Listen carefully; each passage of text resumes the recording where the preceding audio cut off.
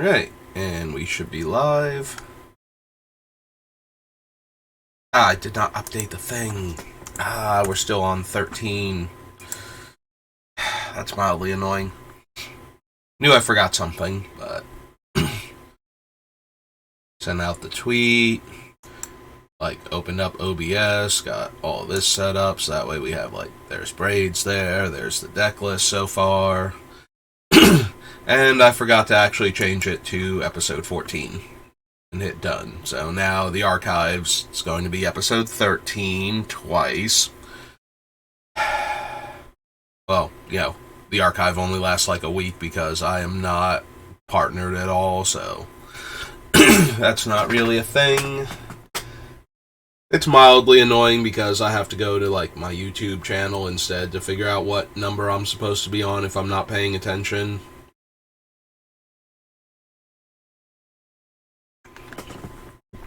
Or, this one will be listed as 13. If I do a draft later tonight, that one might be listed as 14, even though it's the draft, and so on. Just to make it extra confusing, as I keep forgetting to update. Alright, so just finished lunch, and we are ready to jump back into Braids. So, 60, 50... 57 cuts we need to make before we can then start figuring out other stuff to switch around. Because, I could very easily cut Charcoal Diamond, but we're probably cutting that and adding in, Mana Crypt or something for it, and so on in that manner.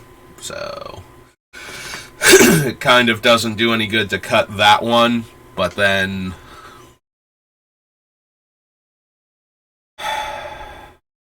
Might be cutting Jet Medallion too, but again, that'll be probably for a different artifact mana source. So the one thing I like about Jet Medallion is if we add in any of the other cost increasers, the Jet Medallion will cancel out one of them for us.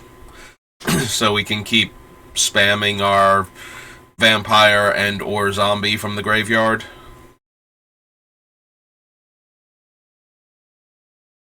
That being said, we need 57 cuts, and getting lower and lower on the things. With the way our deck works, do we need O-Stone? I usually like to have one big scary reset button in the deck. And O-Stone is usually my default over something like Perilous Vault or Navinral's Disc or something. But we have, Death Cloud and Pox, and we're a stacks deck on top of that. It feels like O-Stone, it's normally a default to make it into the deck as my reset button, but it feels like it's kind of redundant at that point with all of the other destroy everything all of the time cards that we have going on. Also, we might be cutting Leyline. I think our Graveyard Hate's gonna be... But I might want Withered Wretch as the thing.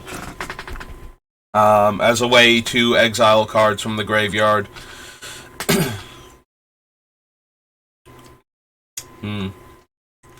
So, even though I'm taking it out, it might be getting replaced. Because I do think I want a second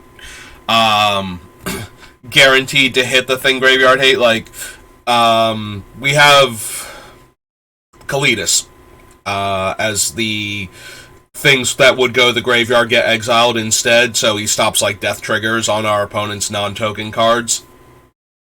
And that's all well and good, but I still need to be able to guarantee that, let's say the opponent has, the land that we're running, the Drown Yard, and they're replaying it every turn, or they have a Crucible or something, so... By eating the lands out of their graveyard every turn, they don't get to replay them to stay ahead of the smokestacks the way we can. So I want to make sure we have ways to get rid of things like that, to get rid of, a Time Walk if they're going to recur Time Walks while we don't have stacks in play and they're going to try and take infinite turns. Things like that. Things that come up in Commander a fair number of the time. Like Kalidas hates out on creatures dying and coming back, any kind of reanimation or recursion effects to keep getting their comes into play triggers over and over again. Kalidas can hate that out. But I still want other ways besides the Grave. Like, the Grave Robber is my de facto go-to because not only does it hate on the graveyard, but then it becomes a way to get Reanimator value when we've exiled somebody's graveyard entirely, and we have enough control over that. Yeah, we don't have to flip it into Night Eye's Desecrator if we don't want to, unless the thing that we absolutely have to remove is the last card in somebody's graveyard. That's like the only way we can be forced to do it. So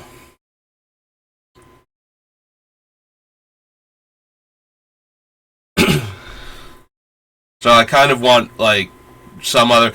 We're so all in on taking away our opponent's resources, I want to make sure that they can't work around that by using the graveyard as a resource. So that was the big reason for wanting to put so many graveyard exiling effects into the deck initially. And while that's still something I want to be able to do, we've kind of moved to a point where I want things to go to the graveyard sometimes. Like, we have the Ogre and the one legend, the Vampire, that makes blood tokens when things die. So we have cards that want our opponent's cards to be able to go to the graveyard. But there are going to be times where that's bad for us because, Commander and graveyard synergies. Ooh, excuse me. So I still need ways to interact with the graveyard profitably, stop them from getting their cool thing out of it without going down a whole bunch of cards. So the Withered Wretch probably just comes in for Leyline of the Void. Again, Kalidas, I don't mind having him be the your thing never goes to the graveyard card, because at least when he's doing that, there's the Ogre, by the way, we're still getting the zombie token from him. So if we're not getting the rat from this and the treasure, or not treasure, the blood token from the other card, at least we're getting the vampire token from Kalidas. So we're still getting something. And the opponent's stuff isn't, like, now it's not going to the graveyard, so now Undying and the other one, Persist, and all of that, like, it's never going to their death triggers on them. It's never going to the graveyard, it's just getting exiled immediately. So we're replacing all of that so they don't get any of those things. But I mean, you can still respond to most of those. Responding to the death trigger doesn't do anything. Responding to things like Persist and whatnot, you can still exile them with, like, a Withered Wretch or the Grave Robber and get them gone. But this way, we get around certain strategies by having Kalidas. Like, he gives us an out to them. Like, an actual Aristocrats deck. Kalidas hates on those pretty hard. So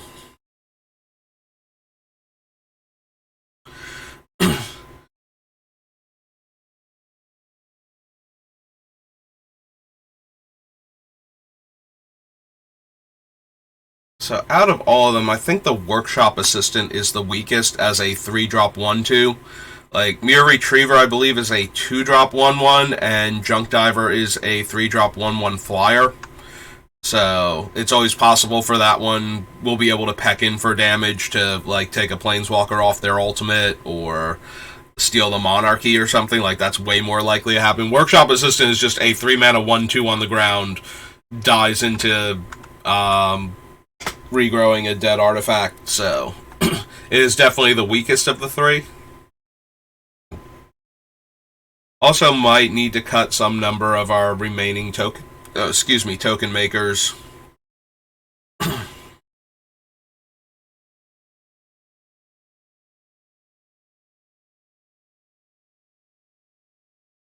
There's so few cards I want to cut now, and we need half the deck basically to get cut. Half of the cards on this list need to go, And that's... Oh, that hurts so bad. Okay, half of these cards need to go. So which ones... I want to cut half the cards in this deck. I like all of the cards.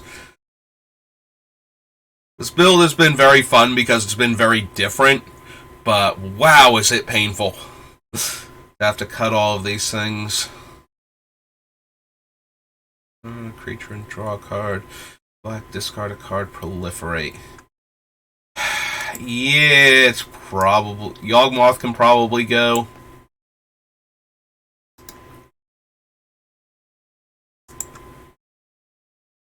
I think he's the weakest of our proliferate cards, which is the primary reason that he's in here. We can also sacrifice creatures to draw cards. But we cut most of the things that when they die we get to draw cards, so maybe we can get rid of him. Altar of Ball is only once per turn. Yeah. You make cuts. Let's start cutting things. Let's start cutting the weakest bits of the deck. Scare Tiller, I kind of want to keep as our backup Crucible of Worlds. So I'm going to try to keep that in.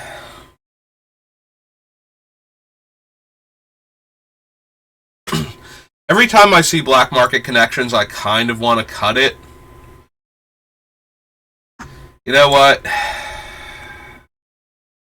Yeah, okay. Every time I see Black Market Connections, I think that it's going to wind up being a cut. Eventually. So... Black Market Connections, Altar of Ball, and Yawgmoth so far.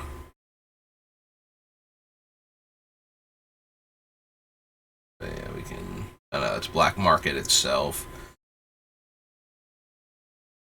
Black Market Connections was down here. There it is. And cut that off. That's 3 cards. Yay, we managed to cut a whole 3 cards in like the first 15 minutes. Only 54 more cuts to go. Oh.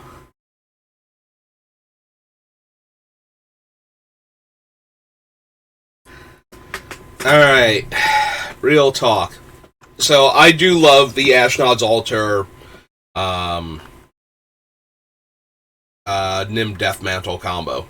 In case you couldn't tell, by the way, I seem to cram it into every deck that we've made so far on this channel.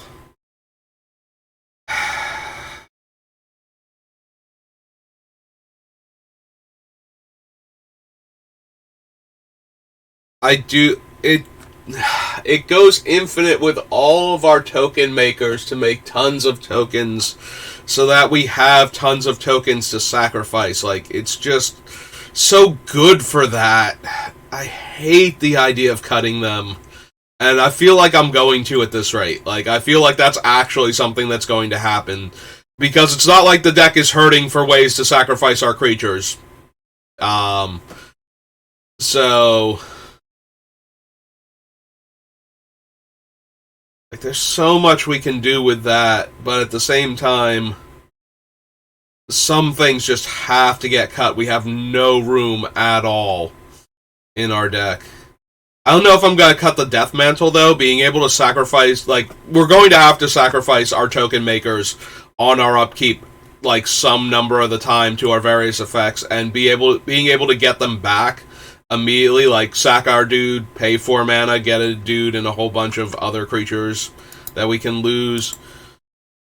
Like, I have to believe that's still going to be good in this deck, but I don't want to cut the Herald of Leshrac. I've been waiting forever. Like, every time I've built a Black Commander deck, this thing winds up, like, going, like, for the longest time it wound up just being like, no, it's such a good value card, I should seriously consider including it. And then every single time It gets cut because it's not on theme with the deck. This one is 100% on theme with the deck. I steal your lands, and then I get to sacrifice them, and you never get them back. Like, he's just so good with what we're doing.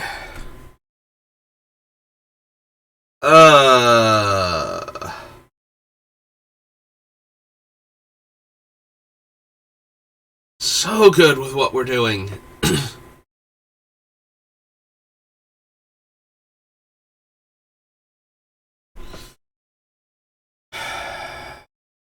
Sar.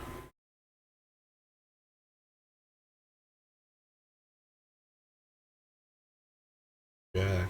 Well, those are lands. We don't have to worry about cutting them.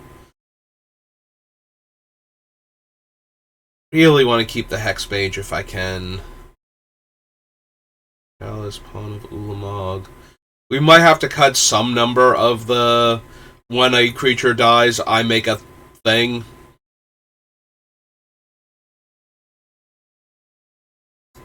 Maybe Spine. So Spine is 7 mana. Spine is great to sacrifice because then it comes back to our hand and we can recast it. So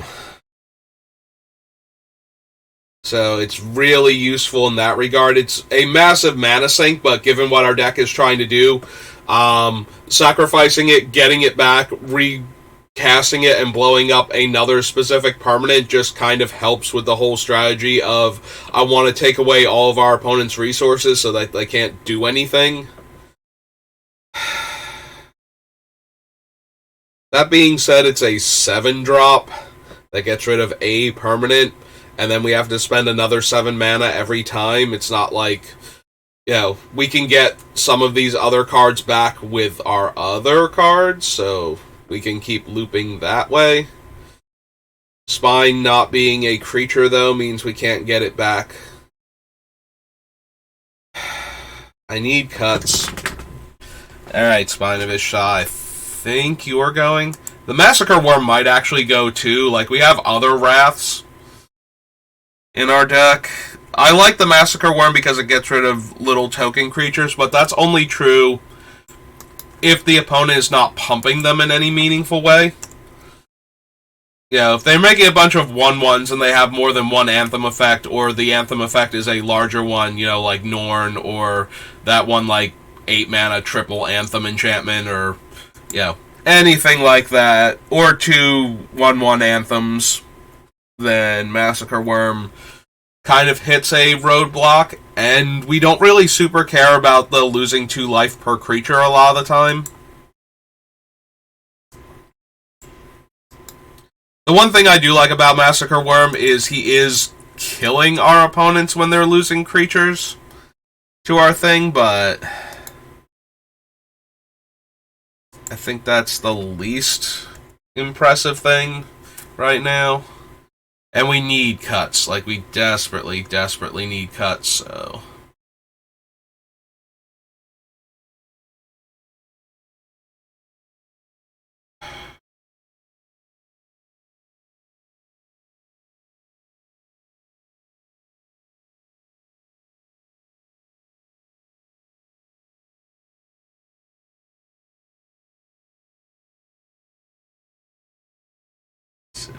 Marionette Master.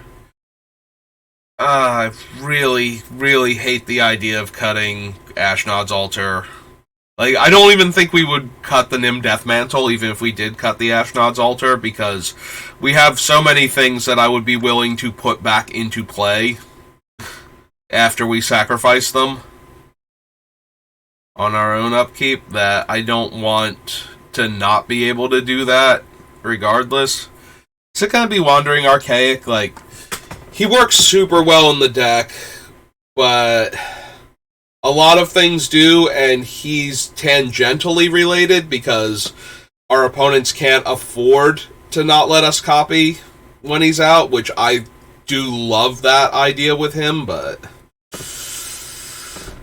we are hurting for room to make cuts, and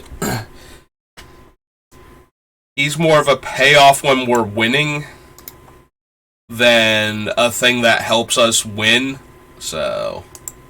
I think that might have to go. Sorry, Wandering Archaic.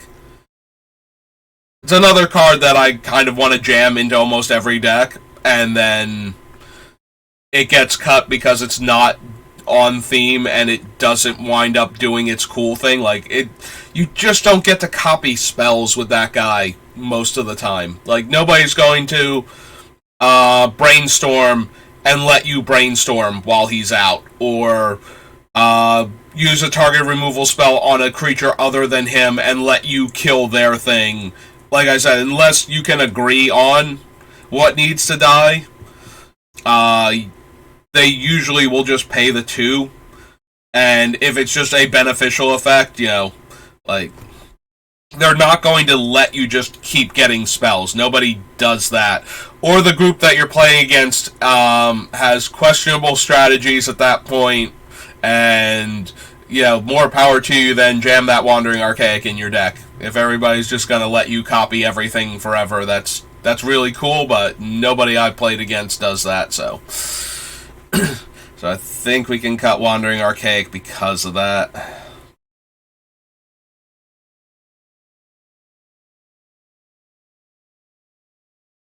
Conscript, Cruelty of Gix. Card lose 3, get a dead creature into play. Yeah, okay. I think I'm ready to cut the Cruelty finally. It's a very good card, but... And the Seal. Like, Seal's the worst. I think I would rather have Entomb right now than Imperial Seal. And I might, if I can make room for it, go back and add Entomb to this deck now.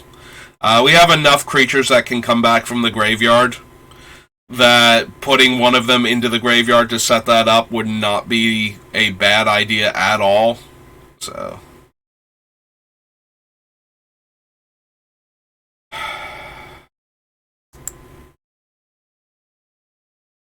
Yeah, I think I'm gonna cut Dead of Winter too. Like, there's a part of me that wants to add something else back in, like another Wrath effect, but I don't know that we have the luxury of that, and Dead of Winter just seems like the worst out of what we have as far as that type of effect goes. Like, I think Make an Example is doing more than Dead of Winter is.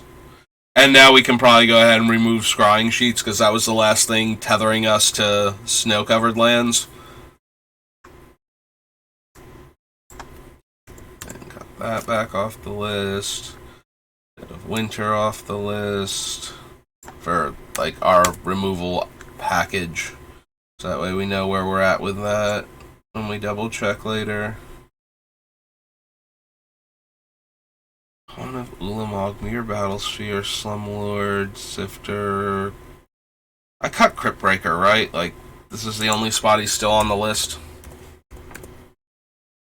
Yeah, okay. I did already cut him. I was thinking that if I didn't cut him, we might be cutting him now, and as I thought, he was already cut. Did we cut Grave Titan already? Because I remember considering cutting Grave Titan. Okay, so Grave Titan is still on the list up top. Amber. Right, because we go... Yeah, there he is, under M11. 1, 2, 3... 4, 5... Looks like there's another one under Massacre Worm. So let's go back up here. So we have Dead of Winter's 1. Seal is 2. Cruelty's 3. 4, 5, and 6. Okay. So that brings us down to 108.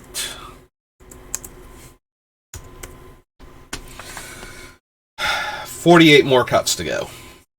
And then we gotta cut some other stuff and add some cards in.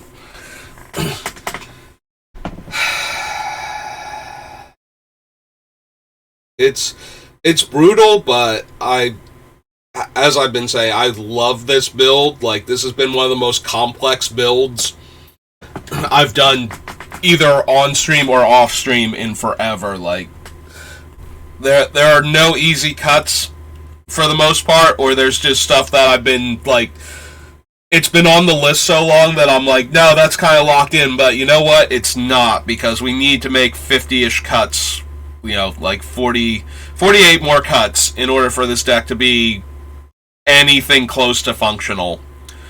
So, a whole bunch of stuff that was set in stone now we have to break that rock off, because it's not going to.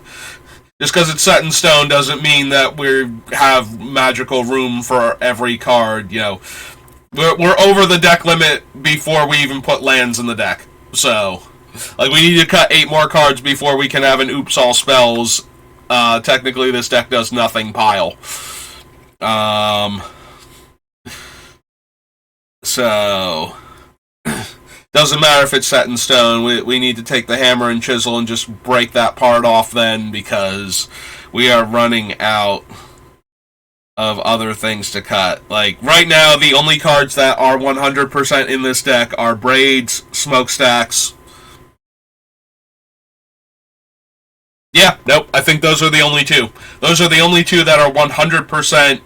This is not getting cut no matter what. Like, a lot of other things are really close to that. Demonic Tutor and Soul Ring are like, hey, what about us? It's like, no, you guys are the next tier down. That's how bad this is. Like, Braids and Smokestacks are our 2 cards. These are the focal point of the deck. So everything else is beholden to them, first and foremost. But beyond that, it's just a question of which cards are going to get cut.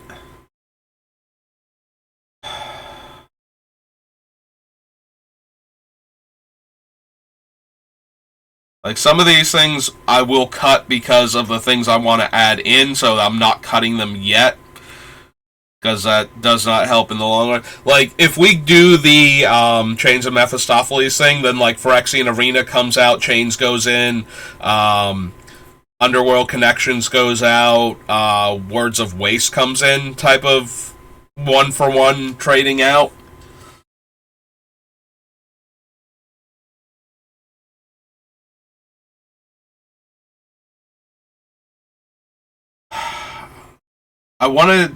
I'm thinking Decree of Pain, but I'm thinking Decree of Pain for, like, what's its name? In Garrick's Wake type of thing. Although Decree is opponent's creatures, right? It's been so long. I almost never cast Decree of Pain. Like, I normally cycle it to kill a bunch of little guys and get a card. Okay, it is destroying all of our creatures, which is what I thought, but I wasn't sure. It should probably still stay in. I want to keep the Mutilate and the Damnation.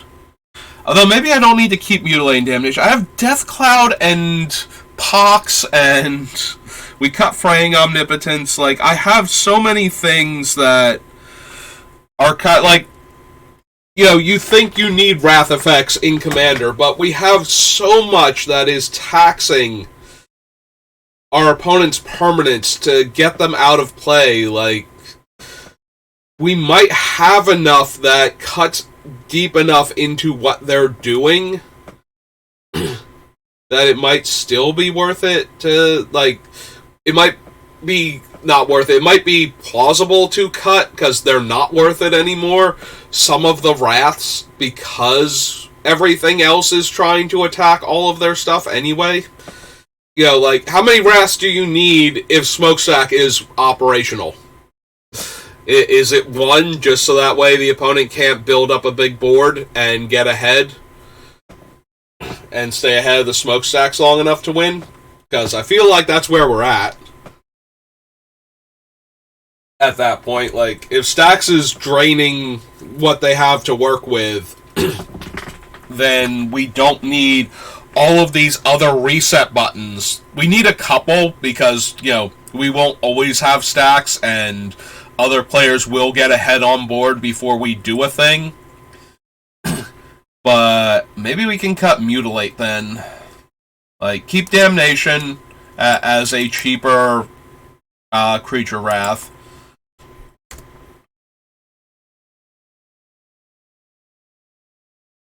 So does that mean I'm going to cut, what's its name? Wait. Isn't Decree of Pain a prophecy card? Did we cut Decree of Pain already?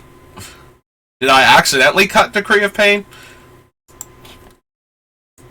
Grave Titan, stop that. I know why I did that. I did not even realize that was just kind of sitting there afterwards. It's like, oh no, I have too many cards with Grave. Let's start typing out Titan until he's the only thing left. And three letters in. Yep.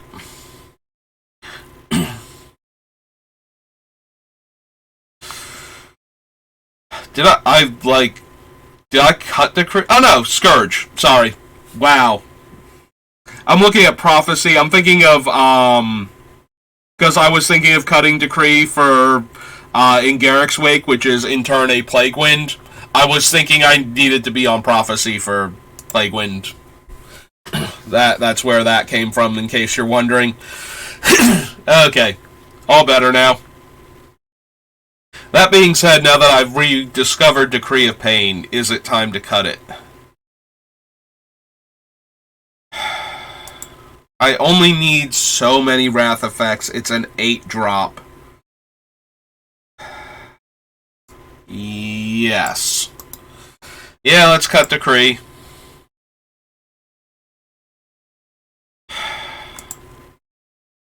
You know what?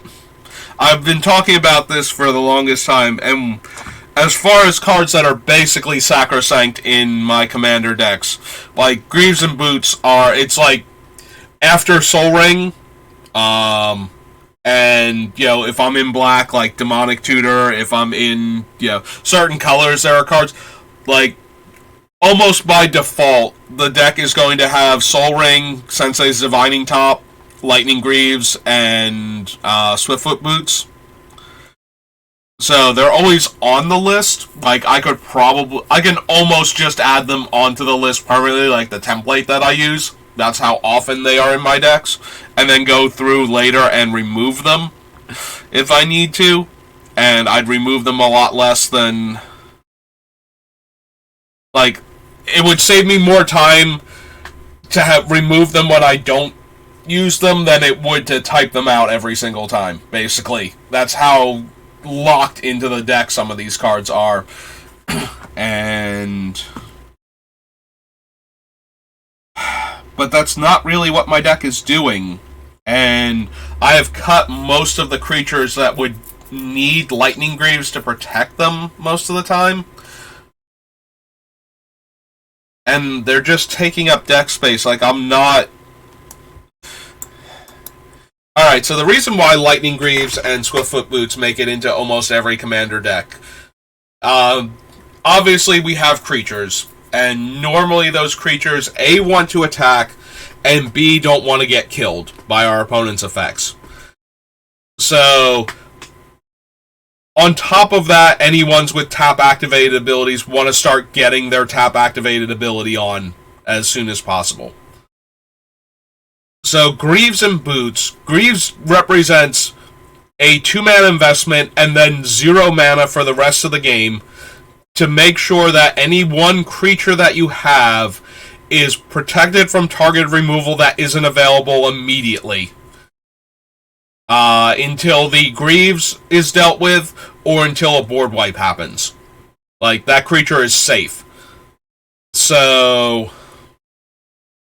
that, and the Boots do the same thing, but they cost a mana to activate. Like, in fact, I think they're a 3-drop too. It's been a while since I had to even think about, like, what my Boots actually look like. Like, Greaves is a 2-drop, 0 to equip. I forget if Swiftfoot Boots is 3 mana to drop and 1 to equip, or if it's 2 and 1, because it hasn't really come up where I needed to, like, remember. It's more like, can I cast the Boots this turn? Yes? Okay, Boots are down. Next time I play my creature, it's gonna pick up these Boots and be safe.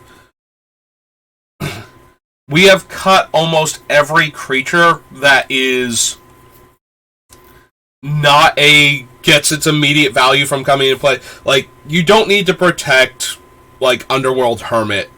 Like, he comes down, he makes his tokens, like, by the time you can protect him, like, it doesn't matter if somebody kills him in response, so it takes the 2 black pips off, and we get 2 less squirrels from him. That was always going to happen anyway. We can't Lightning Greaves him that fast, because we don't have, like, Leon and Shikari or anything that can equip at instant speed. So, that was going to happen anyway. So, once his ability has resolved, we don't care if he dies. Like, he's a 6 mana 3/3. We don't need him for anything. In fact, him dying usually means that we can recur him with one of our other effects.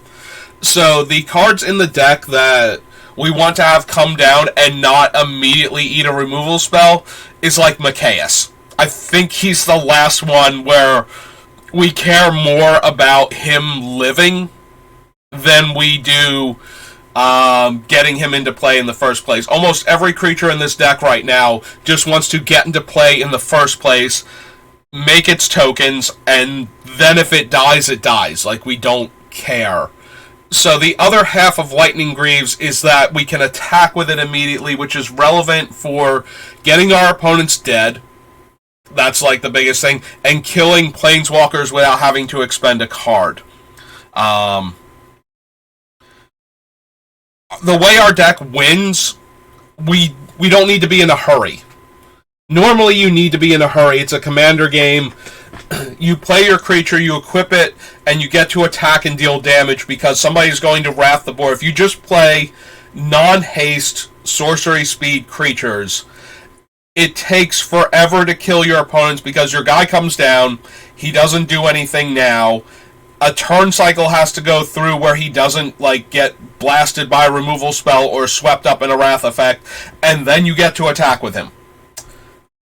That's way too slow for most decks. In order for your deck to work under those conditions, it has to have a comes into play ability at that point. And all of our stuff does, except for Braids and Mikaeus. And that might legitimately be, and a couple of other ones, but they have triggers when they die instead. Like, their whole thing is, oh no, my thing died, I get a card. Or I get a permanent from that. So the reverse then becomes true. Like, now our opponent killing it is just giving us the things we would have gotten anyway. Just, you know, we wanted to keep that one around so that other stuff could die and we could get, but we're still getting our permanent. So our stuff coming into play and our stuff dying is how we get rewarded in this deck, so we don't need the creature to be able to activate its ability, like a tap activated ability right away, and we don't need to crunch in for damage right away to get our value out of the creatures because of what we're trying to do. So when we're winning, we are just destroying everybody normally. Like, our opponents are not going to have the resources necessary to fight us when we're winning. So we need cards that either get us to the point where we're winning or make sure that we stay winning once we're winning. And Lightning Greaves and Swiftfoot Boots are not those cards in this deck. So this is going to be one of those things. It's like, I am cutting cards that are normally uncuttable from most of my decks. Like, because if we actually look at it, here, I can go scroll back up. So I'm willing to bet that it is Braids, kind of, and Mikaeus are going to be the only 2 cards in this deck where I just look at them and go, no, I desperately need to keep that card in play. I get nothing if I cast it and don't untap with it. And even Mikaeus, depending on what the rest of the board is, if he doesn't eat a targeted removal spell, we can still get value from him. Like, you can't wrath the board to get rid of Mikaeus if I have the other things that will come back anyway, because they all die at the same time, so the other things will come back off of Mikaeus.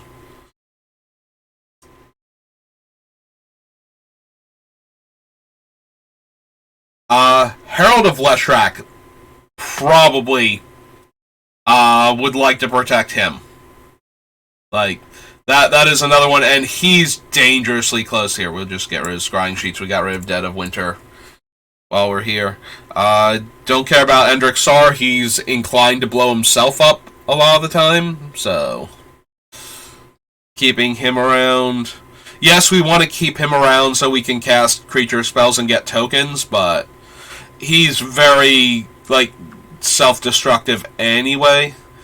Battlesphere is great for the attack, but we're mostly running it to make 4/1/1s. So, Mikaeus again. Slumlord, my thing's dying. I get rat tokens, so actually anybody's thing. Whenever another non-token creature dies, so yeah. Burnish Heart, don't care. Champion can die. Kalidas a little bit.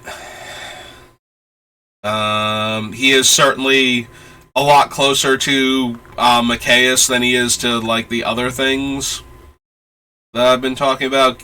Don't care about Gearhulk. We're gonna cut the Workshop Assistant. It's the worst of the group, and we need space, so I might keep Junk Diver. I'm probably going to wind up cutting the Mirror also. Don't care if he dies. This is another one where our things dying get me resources. Don't care if Murderous Rider dies. Tegrid. Okay, Tegrid falls into the category of things I don't want to have die that I would like to protect. So far we're up to 3. No to all of those. There's Braids. And even Braids is not, like, the most important thing. We like her, and the deck is built around her, and she works really well when we're doing our thing, but we don't need her to be in play. We like having her in play, which is kind of sad. But anything that's built towards her ability is in real danger of, not caring if she dies. Like, we're here to make all of our stuff, and by extension, everybody else's stuff explode. Like, in order for her to matter more, we would need to be built around us getting the resources from her, like each opponent losing the 2 life and us drawing the card would have to be our focal point. And we still need to constrain what our opponents can do so they can't just sacrifice permanents and ignore that then. So the permanents dying has to be a thing too, and yeah, if we're going to go all in on a strategy that supports her, weirdly enough, she's like not unnecessary, but the least important part of her own deck once it's working. Like, she is a good finisher because they can't sacrifice stuff anymore, and so she'll just chunk away their life total after a bit, but alright. Grave Titan, like, he comes in, he makes his dudes. It's good to be able to attack with Grave Titan immediately to get the second wave, but that's about it for him. Open the graves. Sling Gang, don't care. Hermit, don't care.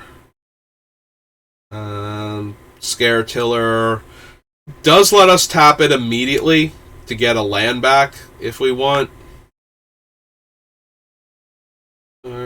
Camber. Yeah, so I've got like 3 creatures that I really would want Greaves or Boots in play. And so yeah, while those cards are like, they're default, they go in the deck because you want to protect your creatures and you want to get the value out of them immediately, and you want to be able to get the damage out from them immediately. Like, normally those are all things that you want to do. The way the way this deck is set up, it's so much less important and the cards that we have are not benefiting enough from those effects. Like, we don't need to attack with any one of our creatures. Like, we play a creature, we don't need to Boots or Greaves it up and get in for, like, the 3 or 4 damage immediately. Like, that's not how our deck wins. Our deck wins by destroying all of your permanents and stripping the cards out of your hand, and then you have nothing, and then we casually finish you off while you're lying there not able to do anything. Like, that is how the deck wins. So, Greaves and Boots are not doing what we need them to do, which seems like such a counterintuitive thing for Commander. Like, we're a deck that has a bunch of powerful creatures in it with good effects. You normally want Boots and Greaves in your deck that has that because you want to protect them. The only reason you should be cutting Boots and Greaves from your deck is because you have almost no creatures in it, basically. And even then, if the creatures you do have desperately need to be protected because they're essential to the deck, then the fact that you have a low creature count even more so makes the Boots and Greaves important because there are less targets from your deck that need to be dealt with. So, opponents are way more likely to have a spell on hand to deal with them. But yeah, so that is my rationale for cutting cards that are normal defaults into your deck. I kind of felt it was necessary to go over that in a bit more detail because that is something you don't normally cut from a deck.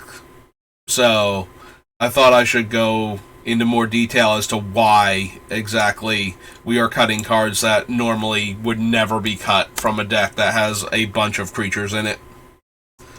But yeah, basically it's Tegrid and Mikaeus and the Herald of Leshrac, and the Herald might go. So, I do feel a little bit bad that Braids is one of the least important cards to her own strategy, but the whole strategy is built around what she's doing. So, in that regard, I don't feel like I'm shortchanging Braids. Like, we started this deck, we wanted to build a deck around Braids, Arisen Nightmare, and that's what we're doing. And a Stacks deck works really well with Braids' game text. So, we're building this Stacks deck.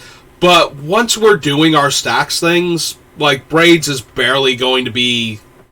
Like, she's a finisher. She's like our guaranteed set-aside finisher, where she comes down now that you have nothing, and she can just chew through your life total.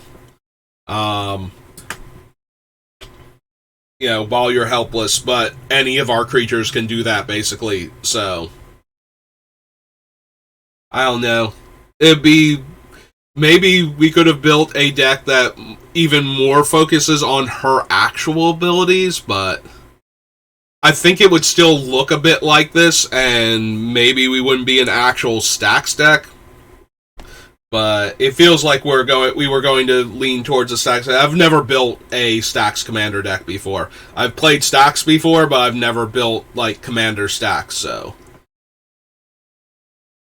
This has been interesting for me. I've never actually looked at, like, Stacks deck list, because I never felt the need to build a Stacks deck before, and Stacks is a very mean-spirited deck, so...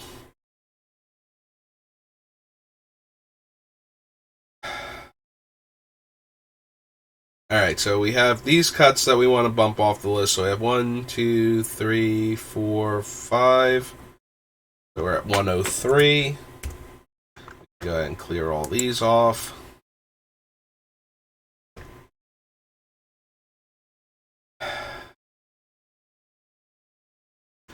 Koskan Falls.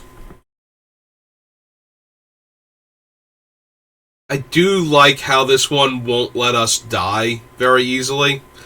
Like, we're putting so much pressure on the opponent's resources that adding a propaganda effect to the board, if you don't know, if you're just casually listening, so propaganda is a 3-mana enchantment in blue that says creatures can't attack you unless the person attacking you pays an additional 2 colorless, well, 2 generic for every creature that they want to attack with.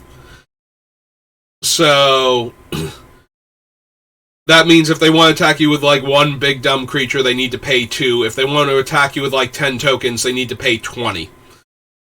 So Koskin Falls as a mono black propaganda stops the opponent from being able to attack us with swarms of creatures, and sometimes even with a large creature. Like, they can't afford to cast their spells so that they don't lose stuff to our smokestacks effects and pay the mana to attack us at the same time. It's a lot like why Wandering Archaic was in here, is because they're going to be so crimped on mana that they can't do the thing.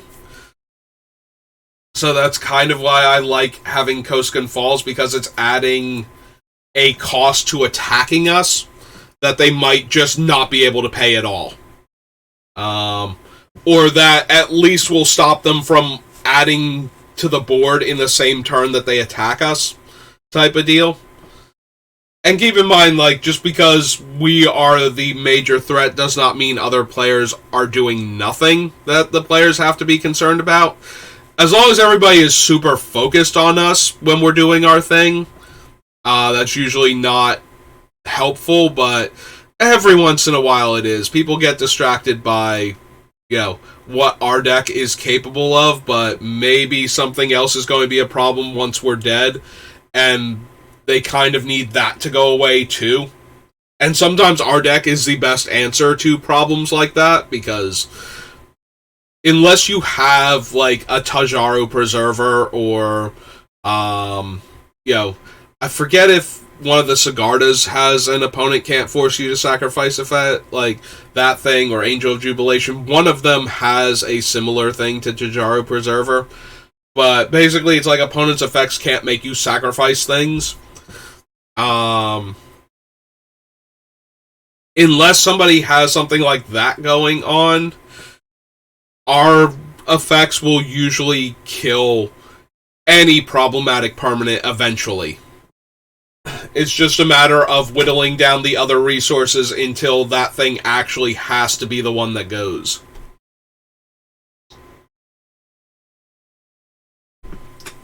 So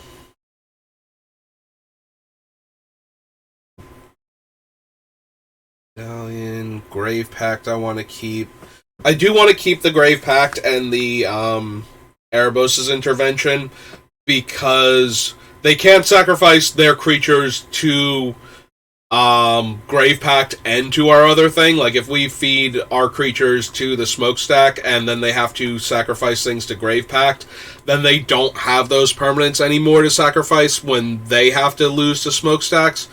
So while I did cut attrition, because I'm feeding things to the attrition, and if they're required to sacrifice things at that point, they'll just sacrifice the targeted things, so we have to get them outside of where the sacrifice requirements come in.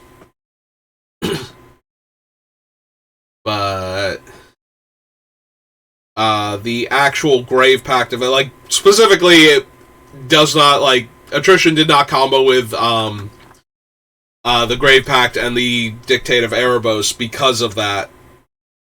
Like, if I targeted it and you have to sacrifice a creature, then you should be sacrificing the creature I'm targeting, so that makes them kind of redundant.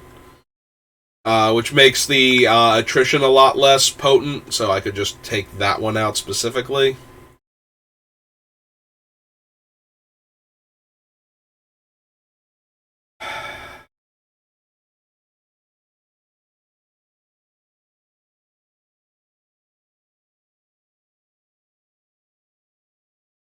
Dawn of the Dead. Yeah, I'm gonna be honest. I think the Mirror Retriever can go to... We'll leave the Junk Diver in, because I want one way to rebuy a dead artifact, because I want to... I need to be able to get back smokestacks, is what it comes down to. I also think Power Conduit is the weakest of the remaining ability to remove counters from our stuff. So Power Conduit and the land that I'm keeping in, their biggest things is that they can affect Descent into Madness. More so than anything else. Like, yes, we can Power Conduit where I go, okay, sack 0 permanents, add a counter, everybody lose a permanent. Before it gets back to me, I take the counter off of my smokestack, and then untap, sack 0 permanents, and re-add the counter.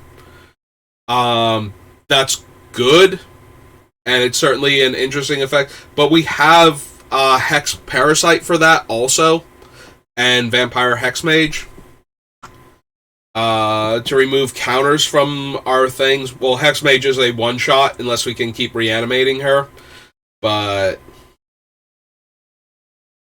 so I want to be able to remove the counters from those things just in case. But Power Conduit is the weakest one out of our options. I don't know, maybe it's not. Maybe Hexmage is the weakest option.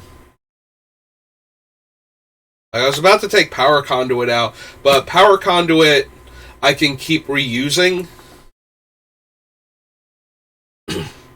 Whereas Smokestack, or not Smokestacks, whereas Vampire Hexmage is at its strongest to reset the things once everybody else has lost everything and we still have a bunch of stuff, so that way we're not losing a bunch of stuff when we kill it off ourselves. Yeah, we can just remove all the counters off of like a Smokestack or Descent into Madness, and then theoretically we could exile Descent into Madness when it gets its one counter on it, or just not add counters to Smokestacks until players have played like a permanent or two. So we don't need... Like, that's what Vampire Hexmage would let us do, but we don't need that other than in that circumstance. Whereas Power Conduit, we can do the thing where we're not losing anything, or where we're only losing one permanent to, like, Descent into Madness, so that way the other players... Because if we have things that we don't care about exiling and the other players do, then we're fine. The problem is Descent into Madness has so much less control over how it grows that we can get into a position where we're exiling things we don't actually want to exile until we have to lose the Descent into Madness because it's got too many counters on it and we can't afford to lose certain other cards that we have. Maybe I want Power Conduit, maybe I don't want Vampire Hexmage then. Maybe that's where we're at.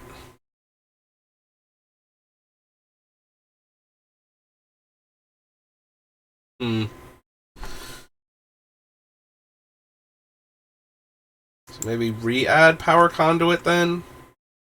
And then... Okay, we got a space between it and the O-Stone. Yeah, okay, so let's actually consider leaving Power Conduit in and possibly removing Vampire Hexmage then instead. Because I think the Power Conduit... Does Orochi Hatchery use... I think it does use charge counters.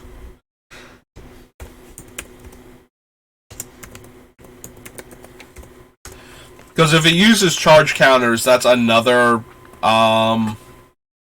X charge counters. Okay, so it does work that way. I was going to say that's another reason for the Power Conduit is we can add charge counters to Orochi Hatchery. So, like, 5 tap make a 1/1 is a huge investment, and it's 4 mana to have that be 5 tap make 2 1/1s, which is perfectly reasonable as far as casting it goes.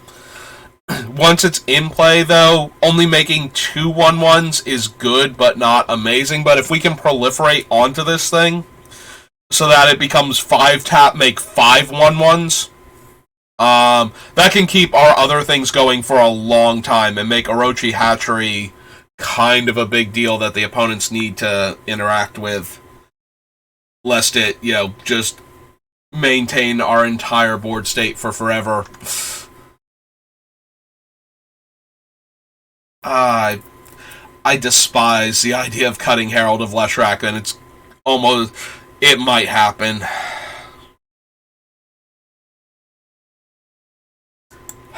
Maybe Ender, like he doesn't make tokens himself. We have to cast another creature spell, and he's prone to exploding. So maybe this 5-drop 2/2 is one of the weakest cards still left in our deck, and we can go ahead and cut him.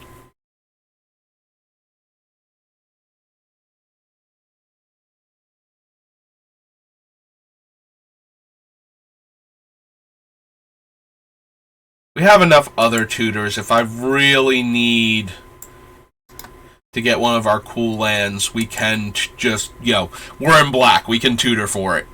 We can tutor for whatever we need most. So let's go ahead and cut the expedition map to make room. Death Mantle, Hex Parasite, definitely. Like, more so than almost anything else, I want to keep the Hex Parasite in.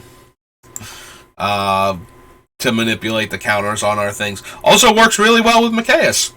Removing the +1/+1 counter from our creature for like 1 and 2 life so that our creature comes back. Or, black and 1 to remove the counter. Seems pretty good with what we're doing.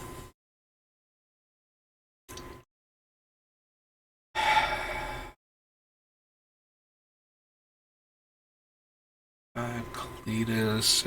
Maybe we don't need the Burnished Heart anymore. I've left it in here because it gets us 2 lands. It's a permanent that turns into 2 permanents. But maybe we're going to have enough cheap artifact mana to ramp with now that we don't need the Burnished Heart anymore.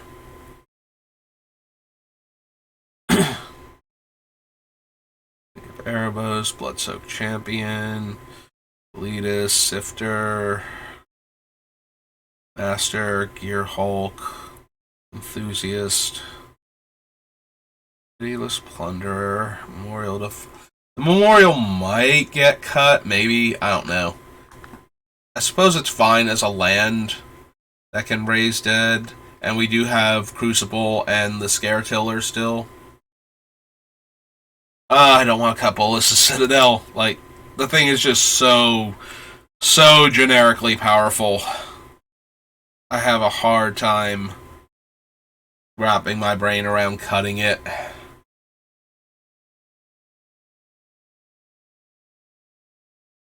Hagrid's too good in the deck. I don't want to cut the Lithoform Engine. Being able to copy the triggered ability of Smokestacks, for example, so that everybody has to... Well, not everybody, but, the opponent that is furthest ahead all of a sudden has to pull double duty with the Smokestack and lose twice as many permanents on their upkeep because we copy the trigger. That and Strionic Resonator really feel like we could do a lot of damage to somebody without putting ourselves too in danger with the Smokestacks. Like, we only had to lose 1 permanent, but we activate those 2 and they have to lose 3 permanents. Seems like a really easy way to get ahead in the game.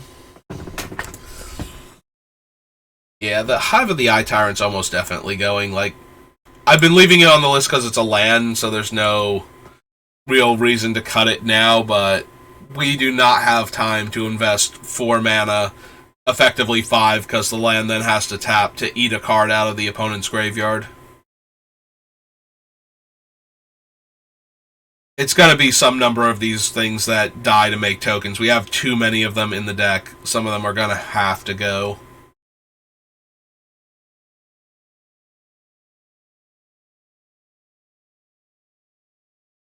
Also, I have to imagine at least one of the things that comes back from the graveyard will have to go.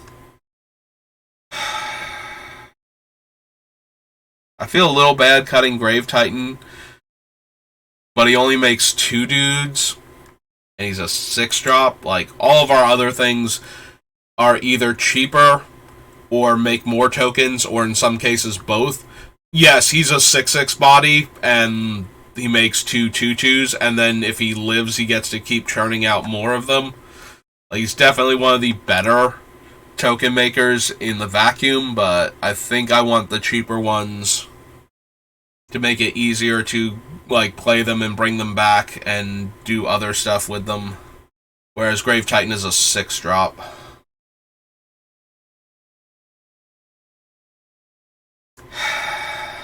We need cuts, and the other ones are just making more bodies most of the time. Or doing it a lot cheaper. Like, Sling Gang Lieutenant being 2 mana less, and making the same number of permanents, makes it a lot easier to get into a position where we can do more with him.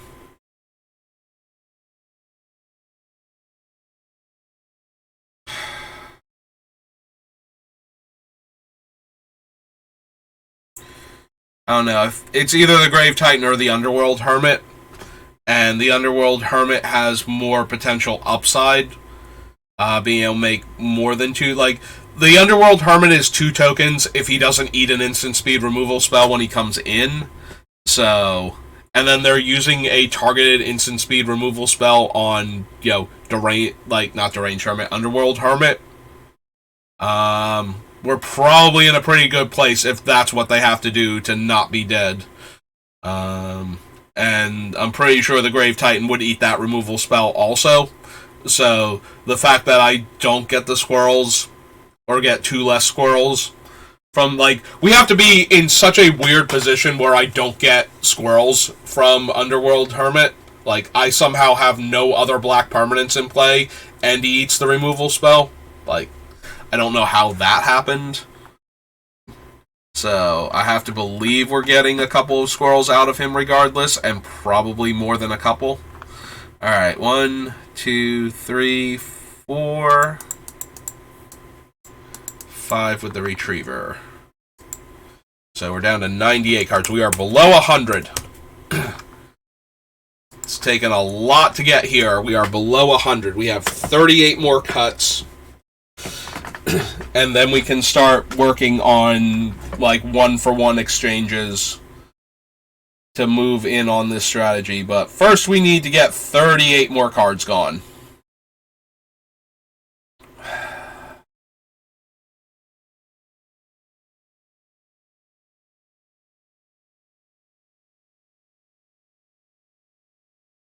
Maybe Desolation is redundant. Like, we're already making players sacrifice things to begin with. The one thing I like about Desolation is it's the end of every turn, so if somebody casts an instant or activates an ability on other players' turns, they still lose lands for doing that.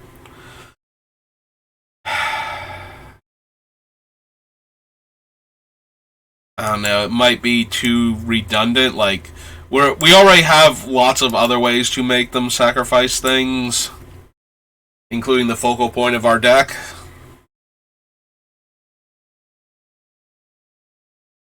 Grave Pact, Contamination. I do like Contamination as a slow you down card, like, just similarly to a Blood Moon against decks that have, infinite non-basic lands. It just kind of makes it so that anybody who's not playing super heavy black is kind of locked out of the game until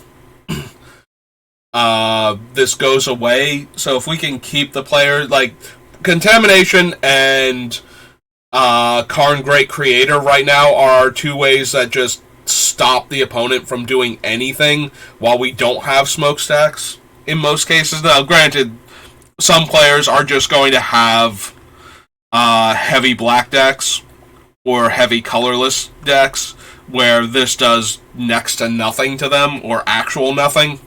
So it's not guaranteed, but I feel like it's good enough. And yes, it does keep eating one of our creatures every turn, so that is a thing. But a lot of our stuff wants to eat our creatures every turn. One of the whole points of the deck is that we can generate things for our other permanents to eat. Gilded Lotus, O-Stone. Death Cloud, Crucible, definitely. Possessed Portal, almost definitely. Hatchery interacts with too many of our things. Herald of Leshrac. I really, really don't want to lose the Herald.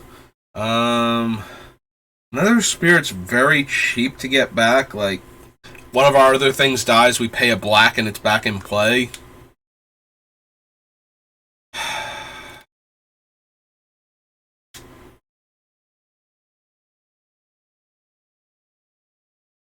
Maybe it's the Bloodghast. Like, we already cut the Skyclave Apparition for making us spend mana, but maybe the Bloodghast too, because we can't guarantee landfall every single turn cycle. We should be able to guarantee it fairly often, but we're looking for cuts. I think the Bloodghast might be one of the worst ones that we have for that. I'm going to go a little bit longer before I commit to cutting Vampire Hexmage, but I think that's going to happen. Parasite, Gravecrawler, Case. The Gravecrawler, we have enough things that make zombie tokens still. That's true. That might have been one of the reasons to keep Grave Titan over Underworld Hermit. Because how is he not a zombie? Like, that's... he's from Theros. He lives in the underworld. Like, all of the... he's not a return? Like, how? How did this dude manage that? Like, obviously, we just decided that making him a zombie for the purposes of card effects, they're just like, no, he's a townsfolk or whatever. Citizen, something like that. But how? How is this guy in the underworld feeding squirrels? And he's just a dude. Like, come on, wizards, help me out here. Help me out just a tiny bit. How is this dude just chilling in the underworld? And that's not a problem. Maybe it is, like, maybe this guy is actually, like, dodging Erebos and, like, the various Cerberus, because there's definitely more than one multi-headed dog on Theros. Like, how is this dude getting into, like, the undead park to feed the undead squirrels? And he is not himself an undead creature. Like, he just came down from Theros or up. I forget where. Like, Nyx is the underworld, right? And it's like a star realm in between. Or is Nyx the... I did not read most of the... Like, I haven't read any of the Theros stories, really. I read, like, some of the Theros Beyond Death stuff, but not the original Theros, because they weren't printing things on the website, I don't think, at the time. Or I was just distracted and did not actually bother reading any of them. But, yeah, I was not following the original Theros story, and now I'm blanking where the underworld is. Because I feel like Nyx is the star realm, and it's the realm of the gods, but it's not. Like, the underworld is actually an underworld, like, below ground type of thing. Like, a literal underworld, whereas Nyx is the heavens above. So, anyway, so this dude is just, like, breaking into, like, he just left regular Theros, descended into the underworld, like, hopped on board Athreos' boat, and Athreos is like, okay, dude, whatever, like, starts paddling. You paid your copper coins, or whatever the equivalent is on Theros, and he just takes you over there, and this dude just has enough pocket change to get back to, I'm guessing, you know. Like, or is he living there? And if he's living there, how is he not, like... The lore is annoying me because I want the card to be a zombie. Like, both from my own mental standpoint of, if you asked me what this card's creature types were, I would have assumed it, like, one of them was zombie. I would not have assumed he was still alive. Like, Underworld Hermit, and the flavor of him living in the underworld, tending to squirrels as, like, what he does. I would just assume that he was a zombie who was condemned for all of eternity to sit on a park bench and throw corn to squirrels or something. Like, before I would ever think. Okay, enough rambling about how this card is somehow not a zombie, even though, like, everything about him makes me... Stop it. Stop it. You have cards to cut.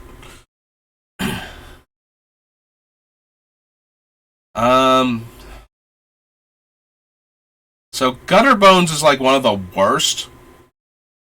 So it's 2 mana to bring it back, and then we still have to cast it, and it only works if the opponent has lost life. Like, the other one is a raid trigger on the Bloodsoaked Champion. Scroll back up to him. Where are we? Oh, wait, hang on. Too far. Theros Khan's block. Alright, so Bloodsoaked Champion returns directly to play for the 2 mana.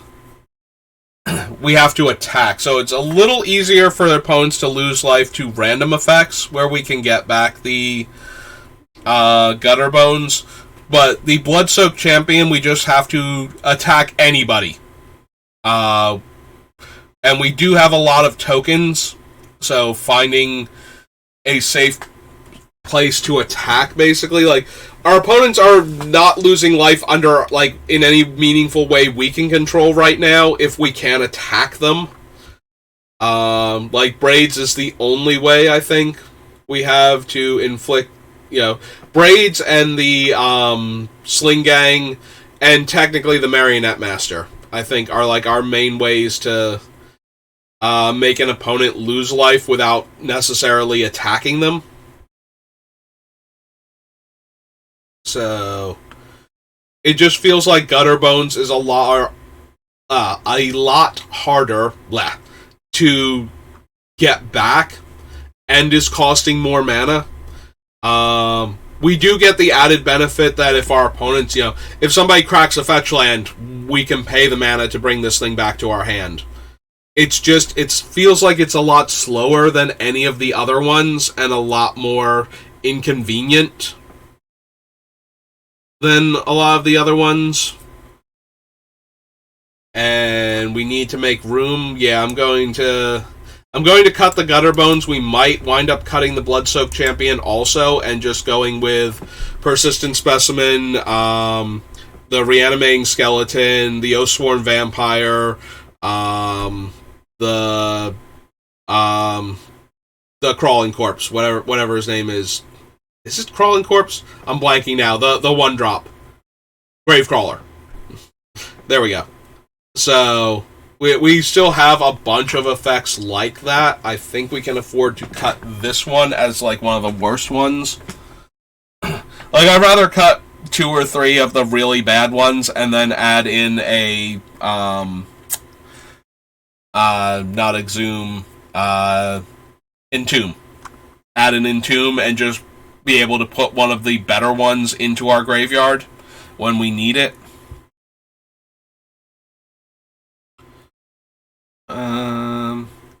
We also have, like, the Cabal Conscript Skeleton.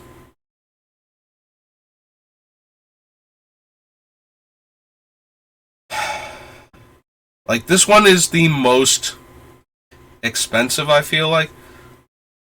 Also, we don't have Sanitarium Skeleton on the list. Let me double check him. Maybe Sanitarium Skeleton has a bit more play than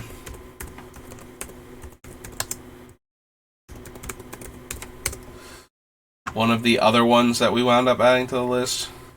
Oh no, he goes back to the hand. Yeah, so Persistent Specimen is the same amount of mana to put it into play. This one goes to your hand, so we would have to spend another mana on top of that. Like, the Sanitarium Skeleton is better for, like, when he came out, he was in a set with Madness, and there are a bunch of cards that, you know, required discarding as a cost, so being able to bring that thing back to your hand to discard every turn allowed you to, you know, basically keep doing the one cool thing while still getting fresh cards into your hand and being able to potentially develop out your board. Add more lands to it or hold spells up, and then if you don't use the spell, you bring back the skeleton type of thing. So that makes sense. I just couldn't remember like that was what he did specifically, and I was thinking like we don't have that one on the list. Maybe I should double check and see. So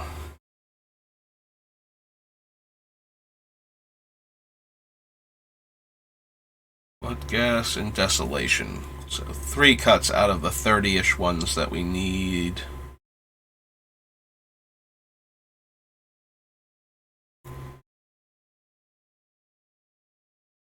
Tutor, reassembling skeleton. I want to leave the trading post in as another way to get back a dead artifact. Also, this thing has a bunch of other utility going on, allowing us to discard cards that have value in the graveyard. Allowing us to make a creature token. Like, yes, we have to spend a life to make an 0-1, but it's still a way to get another token. We can sacrifice the creatures to get back artifacts. We can discard cards to gain life. And we can get back... What's the last mode on Trading Post? I'm blanking all of a sudden, like, super hard. But it's discard a card, gain 4 life. Sacrifice a creature, return a creature from your graveyard... Or no, return an artifact from your graveyard to your hand. Pay 1 life, make the goat. Sacrificing the artifact draws you a card. That's what the last mode is. So, we have a whole bunch of useful effects on Trading Post that our deck can take advantage of. And one of those is to be able to get back smokestacks if it dies. So, that's like the big one on it. It's a way for us to get back smokestacks. Alright, I'm super amused by Aeon Engine, but it's in real danger of getting cut. I do love the idea, though. It's about to be our turn, and we're like, nope, going back the other way. We got 4 counters on this smokestack. I'm going to need everybody else to sacrifice 4 more permanents before we get back to me and ask me what I want to do.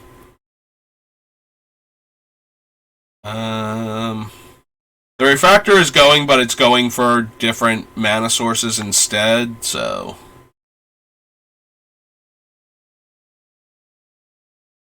Alright, so we have 1, 2, 3 cards, so real quick, let's go ahead and go down to 95 and clear this.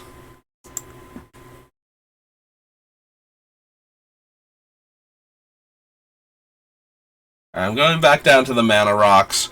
I've been talking about how we're going to, like, 1-for-1 exchange a bunch of these cards. So, let's actually take a moment and figure out what ones are coming in and going out. Because I might have, like, 1 or 2 I can cut that are just getting cut.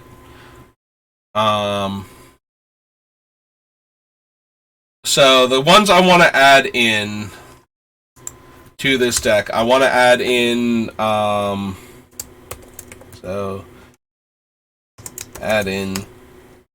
yeah, we're just going to do it this way. So, I want to add in, Mana Vault,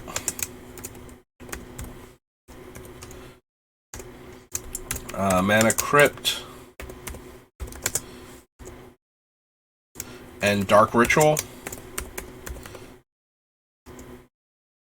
Yeah, okay. Dark Ritual. I want to add these 3 in because they're very cheap. And that would allow us to, if we have smokestacks in our opening hand, get it down on, like, turn 2. Is what I want to be able to do.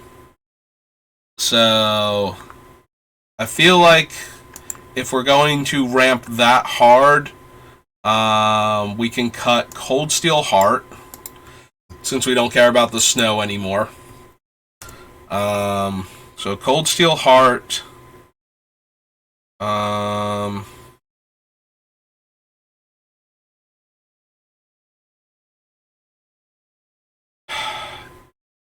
Charcoal Diamond should be Arcane Signet regardless. Like, if this stays in, it should become that. So... so Cold Steel Heart can definitely go. Thran Dynamo, maybe? Maybe Hedron Archive. If we're going to do... If we wind up bringing in, like, the chains, then... Hedron Archive goes down in value, because now it's making less mana, and we're going to get into situations where we don't want to draw the extra cards. Manascape Refractor, though, seems like... Now that we're getting rid of several of the other utility lands... We're not getting rid of them. We got rid of the things that mimic them. So we got rid of, like, the Megas of the Cabal. Wow, Megas of the Cabal. Megas of the Coffers. So we're going to have Cabal Coffers. And no, I don't know why Cabal Coffers is sometimes Cabal Coffers. I forget, like, I had, like, some people that mispronounced it like that, and it kind of got stuck in my brain, even though they're the Cabal. So it's Cabal Coffers. But somewhere, somehow, Cabal Coffers became a thing in my head. So we have Cabal Coffers. We have, Nykthos still. I don't know if that's going to make it all the way to the end. And we have the Nesting Grounds that we can remove a counter at sorcery speed, which only really helps with Descent into Madness. So, but the land is staying in because it's a land that helps with Descent into Madness, like, to be able to keep it in check while still being able to get value out of it. So I'm disinclined to cut that land. So those are the utility lands that don't sacrifice themselves for their abilities that we're running. And out of all of those, I think the Coffers are the ones I'm most, like... That's the only one where I'm like, yes, I would love to have access to another Coffer, thank you. And I cut the creature version because I wanted to... And that actually helps. Like, if the Megas of the Cabal... Megas of the Coffers were still in the deck, then I would want Boots and Greaves, like, for that one. Like, that's a really good one to have Boots and Greaves for, because you can cast him and potentially make more mana than he costs to cast, like, almost immediately, or get some rebate on your mana. Like, he's a 5-drop, but if you have, 8 lands in play, if you have Cabal Coffers, there I did it again, and, 7 swamps in play, and you cast him for 5, and you Greaves him up, and then you 2-tap, add 5 more mana. Actually, yeah, you don't even need the Coffers themselves, because he is the Coffers, so you just need 2 extra mana, and then you just, tap him and add, another 5 black mana back. You literally cast him for free at that point and can cast another spell. Or almost, you had 7 mana and he turned it into 10. So, you went up 2 mana, and then every point thereafter...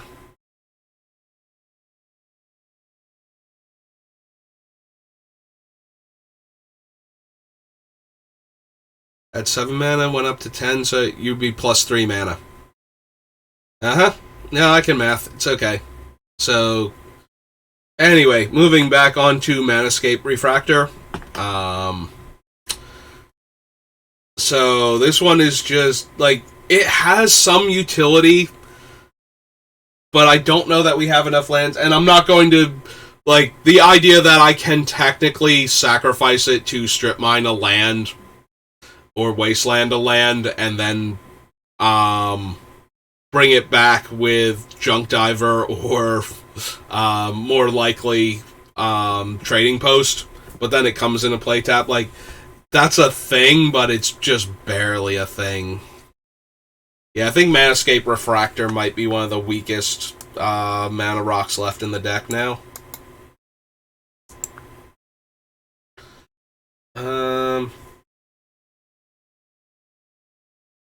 I mean, out of all of them, you know, it's probably actually the Lotus, like Gilded Lotus, which is not on this list, but it is definitely up in my deck still, right? Like, how did that not make it down here with all of the other mana rocks? Yep, there's Gilded Lotus. Alright, so if we go here, real quick, just for sanity's sake, let's copy that. Let's head down here. Go find me Grim Monolith. There we go. Everflowing Chalice. Yeah, it's like somewhere around here. Is Gilded Lotus. Actually, it's before Everflowing Chalice and after Black Market. That's exactly where it goes. So even though I might legit be bringing it down here just to cut, I want it like hanging out with the other mana ramp cards first, so I can actually evaluate it from there.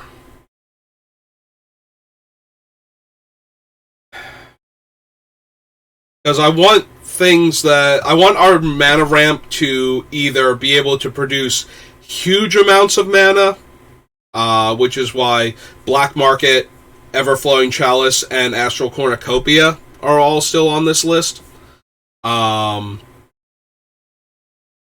Because they build up counters over time, and we do have proliferate effects in the deck. So being able to add more counters to them will cause them to generate even more mana over time. So I want to be able to do that. Or I want them to be cheap enough that I can get them down fast enough to keep ramping. So that way I have a ton of mana to work with.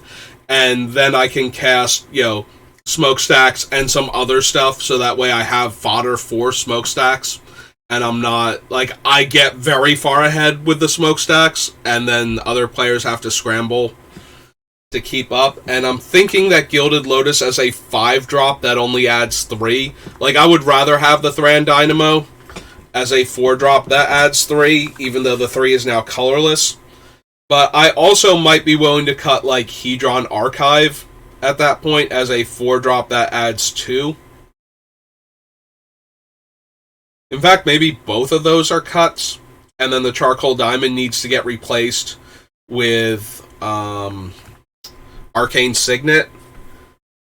I think we can leave the Mind Stone in because it's only 2 mana to cast, but maybe because we're adding in other cheaper artifact mana sources, we can take the Mind Stone out.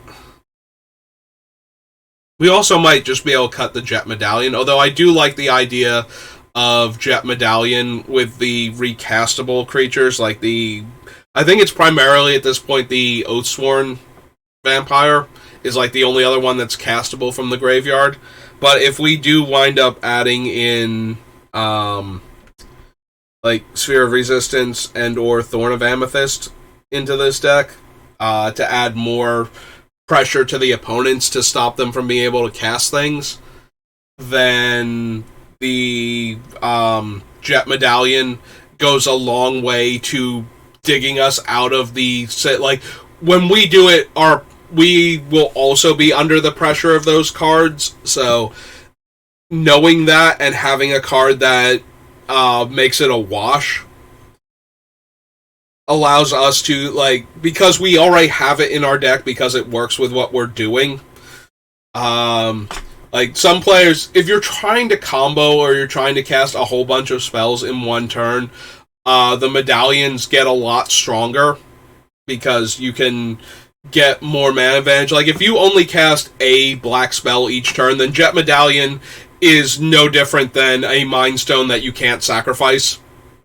You know, if you cast one black spell per turn cycle, then you're not getting anything more out of it. It's when you're casting multiple spells in a turn cycle that you're actually getting any kind of mana advantage.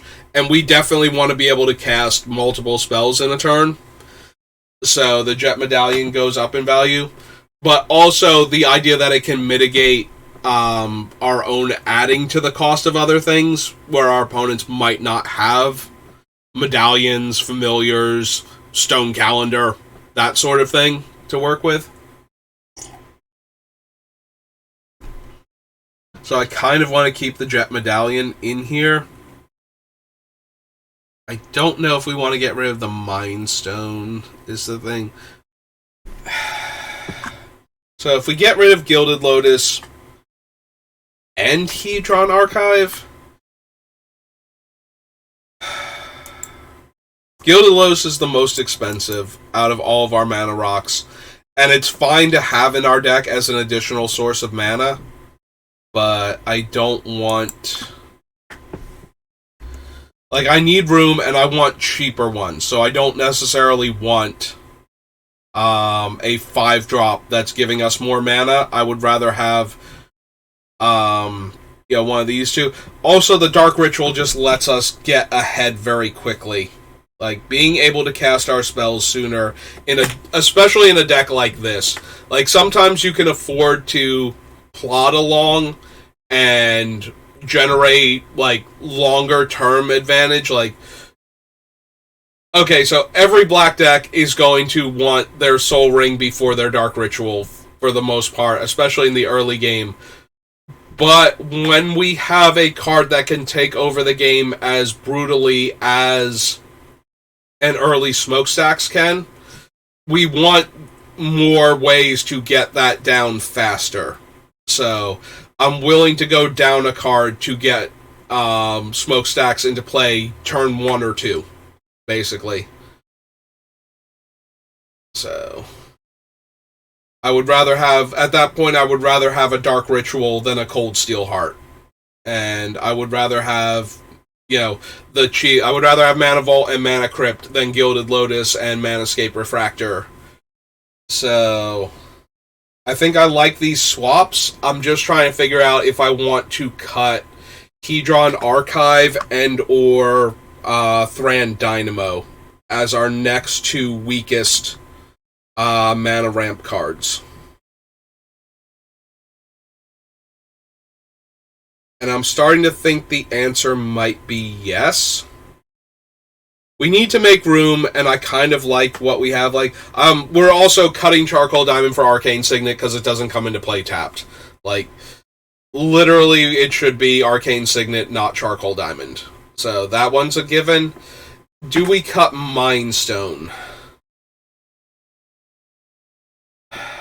I don't think so. I think I would rather have... Like, Mind Stone comes into play untapped again, and I think I would rather have it than the Charcoal Diamond, and I don't think I'm missing any of the other super cheap mana producers for this deck that would allow us to, get to the Smokestacks sooner. So I think that's okay.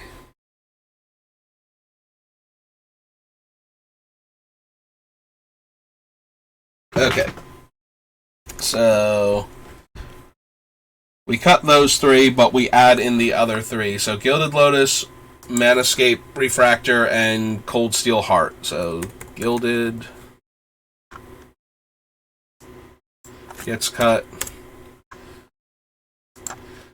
Manascape Reactor gets cut. And Cold Steel Heart.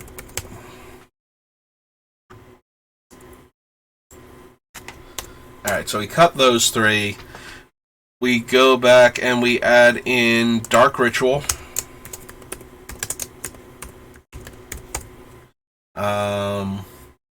We add in Mana Vault.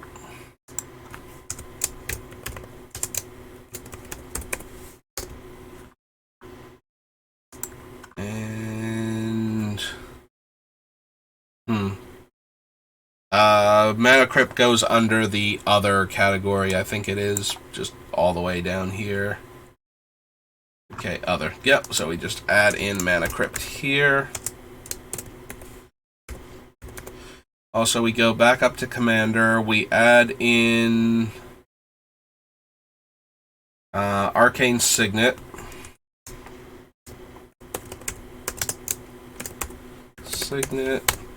And then we go cross off Charcoal Diamond. We get rid of that. Ow, whoops. We need to go to the next one where it's actually on the list. Alright. So, those are all just swaps, though. So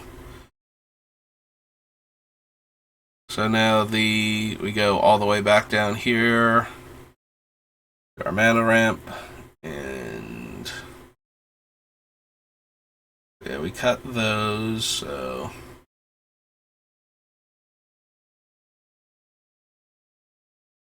we cut charcoal diamond. So we add in dark ritual.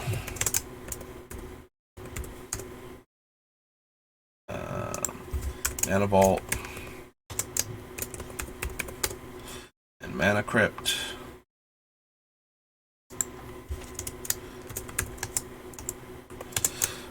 Alright, for that last one, I could have just deleted all of the things down here until they were in, but yeah, there we go.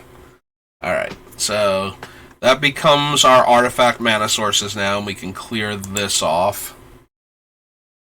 Or not artifact, our ramp cards. Alright. Ritual, Soul Ring, Mana Vault, Mind Stone, Medallion, Worn Power Stone, Grim Monolith, Thran Dynamo, Black Market, Everflowing Chalice, Astral Cornucopia, Hedron Archive, and Mana Crypt. I feel like we can definitely cut at least one of the 4-drop ones to make room in the deck. Do we cut? So the thing is that we're never forced to activate Hedron Archive unless somebody literally mind-slavers us into doing it.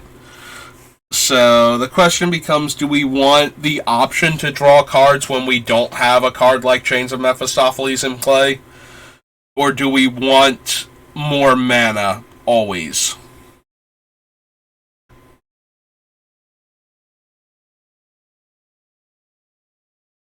And I genuinely do not know the answer to it. I definitely feel like one of those two cards can get cut, though. Alright, so we got rid of Endrixar from the token makers.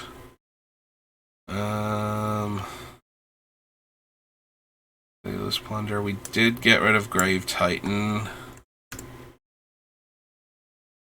In the Graves, Sling Gang, Hermit, Blight Mound, Glasscast Heart, Camber.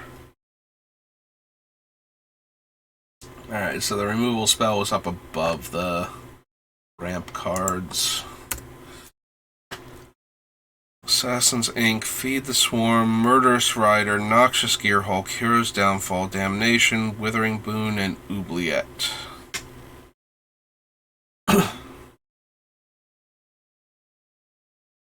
Did I cut one of these? Did I actually get it? Yeah, I guess I got it off of both lists then.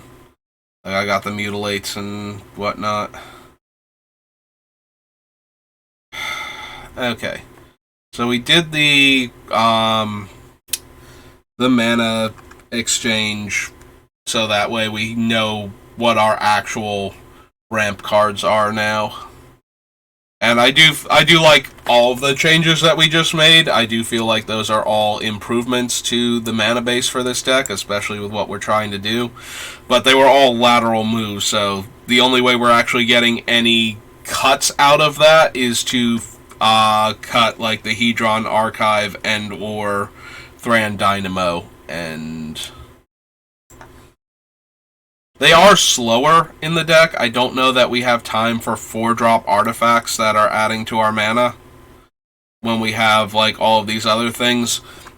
Like Everflowing Chalice and Astral Cornucopia, we have 3 different proliferate cards in the deck. We have the 2 Contagion cards and Karn's Bastion right now. So we can increase the amount of mana that those can generate.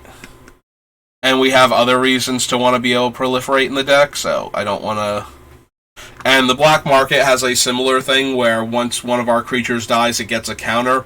We only get the black mana, during our main phase 1 on our turn, but the amount of black mana this card can generate for a turn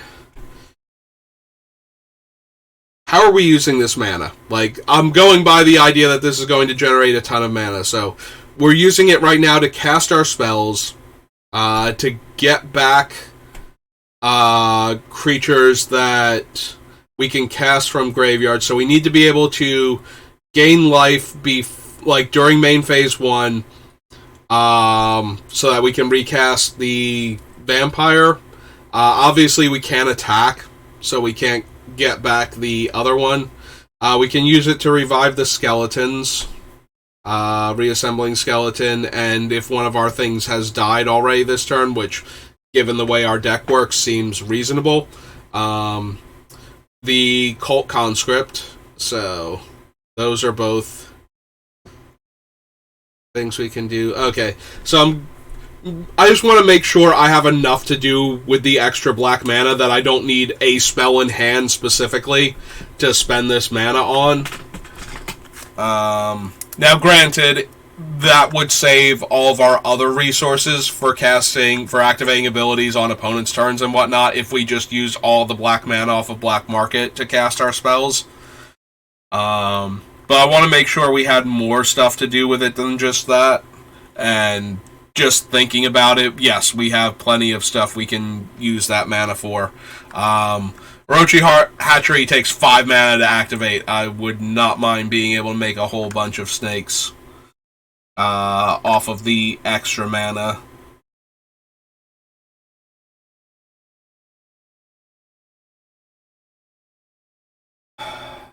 Do we need to cut any of the token makers that we have left?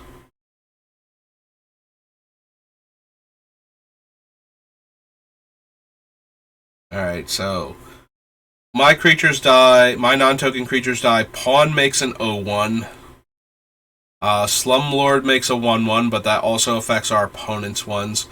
Sifter makes a 1-1 on our stuff. Pitiless Plunderer makes a treasure. Bloodcaster.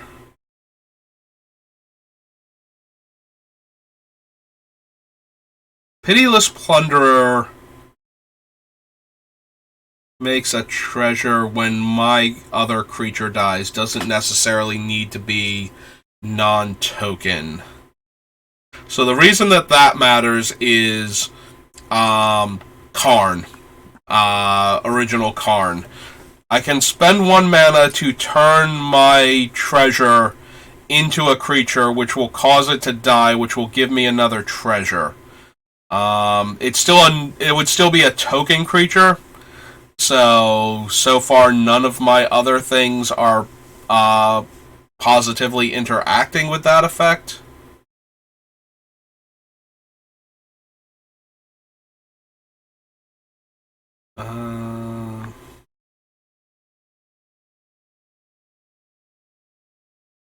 So Camber does, because it's any of my creatures dying.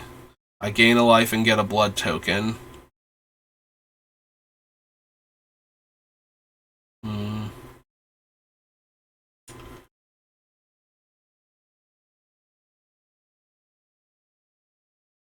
Yeah, okay, so that's really the only other interaction I have besides, any of my other death triggers for non-permanent value, like things that don't generate permanence.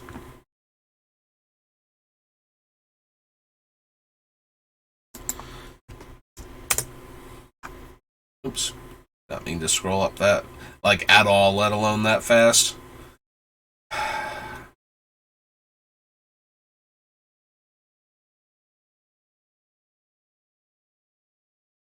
So the Bloodcaster is a minor problem in that once I've generated my 5th blood token from her, she automatically flips. I can't stop that.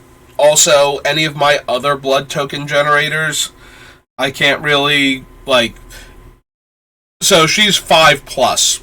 So if I generate my 5th blood token off of something else, and she makes a blood token, it flips her also. Blood tokens have a little less value because of the plan to add in cards like Chains of Mephistopheles, where I and keeping the possessed portal and whatnot, where I just don't draw cards sometimes, or my draws are otherwise constricted. So,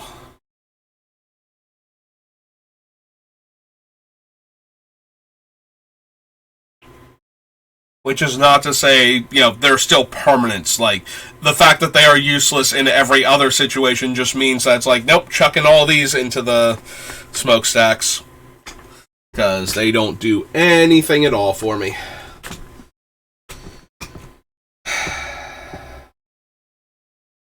Like, we need cuts. I'm trying to think out of all of these, which ones are doing the least for me, so that way we can cut them.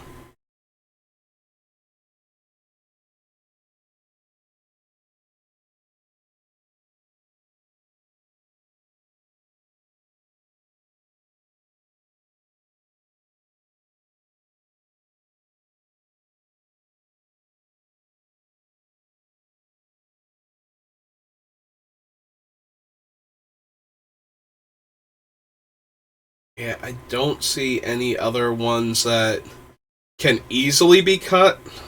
So,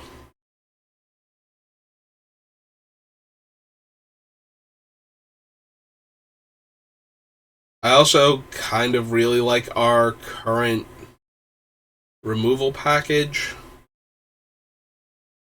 If any of them can go, it's Noxious Gearhulk.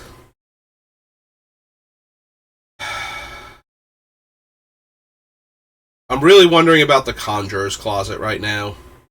That's where I'm starting to think. Like, the problem is that it just sits in play and generates value afterwards. Like, as long as we have a creature that makes more creatures when it comes into play, blinking, any of our creatures seems reasonable at that point, and we do need more ways to generate tokens for the sacrifice fodder.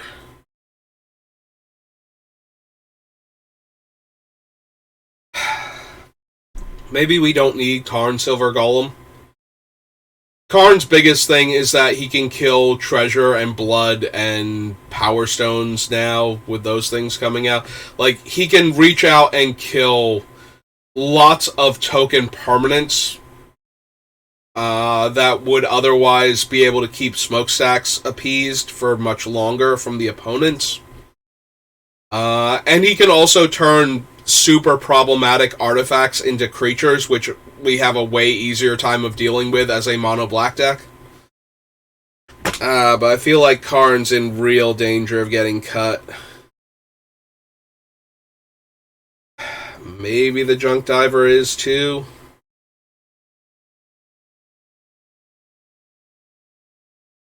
See, I like Conjurer's Closet if I don't sacrifice the token producer itself. And I like Dawn of the Dead when I do sacrifice the token producer itself. So, also the two work pretty well together. I bring back the creature, and then when I would exile it, I just stack the triggers so that I exile it with the Conjurer's Closet instead, and then put it back into play.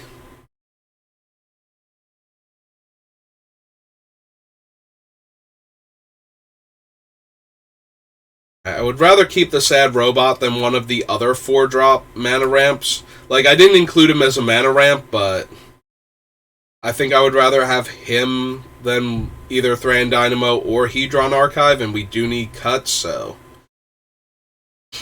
looking at him as a 1-mana ramp that then can die and give me a card.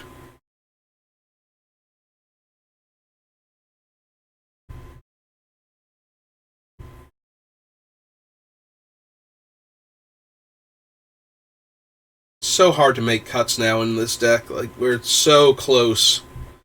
And we're getting to that point where everything hurts me to cut. But we only have so much room, and I'm so worried about cutting. Do we cut Mikaeus? Okay. So, Mikaeus is a lightning rod for, like, good removal. Which, Similarly to the argument for Shieldred is, well, yes, that's because it's absurdly powerful. But Machias, so he has to make it through an entire turn cycle, or he has to, like, eat a Wrath effect so we get back our other things. Like, he's more Wrath insurance at that point. But we can get the he works so well. Like, we can sacrifice him, not him, we can sacrifice something else and then have it undie back into play with the 1/1 counter on it. And then we have 3 different cards that can remove the 1/1 counter from it, so it can do that again. And even if we don't do that, we got the effect twice for having Machias around, and that will be true for a lot of our other stuff. And our guys that we can get them back the first time with Machias with the counter on them, and then get them back their normal way. So we get a free revive on things like Gravecrawler before we get, before we have to spend the mana to bring it back.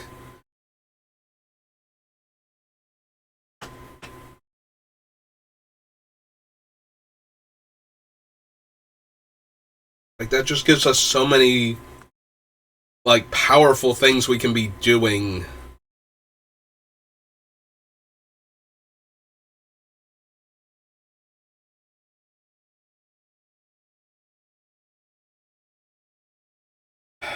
We actually cut Gutter Bones because I'm starting to think Bloodsoaked Champion might also go. And we'll just have the ones that have less restrictions on when we can bring them back. Like, this way we don't have to have attacked either. We don't have to have attacked, we don't have to have dealt damage. And that way we have more control. The ones that we have left are the ones we have the most control over when we do their thing.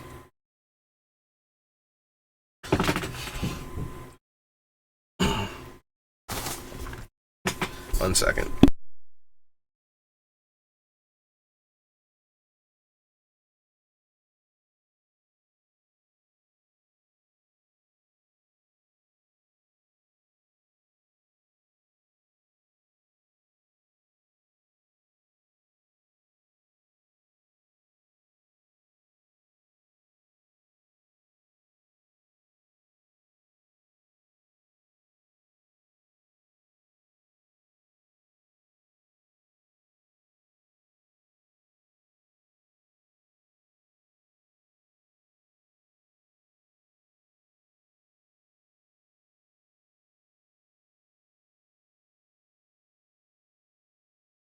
Okay, I think I got my sinuses cleared out there.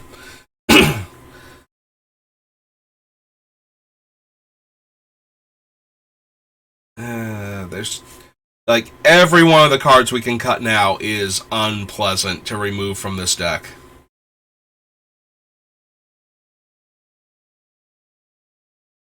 Karn, Great Creator, Bastion, Murderous Rider, Grid, Persistent Specimen, Bloodcaster. Yeah, I keep coming back to the fact that the Bloodcaster, once she flips, she stops making the tokens, is the problem. Like, if she still had her token making game text, like, turning the blood into bats is not helping us at all, so I think I'm going to cut her from the list.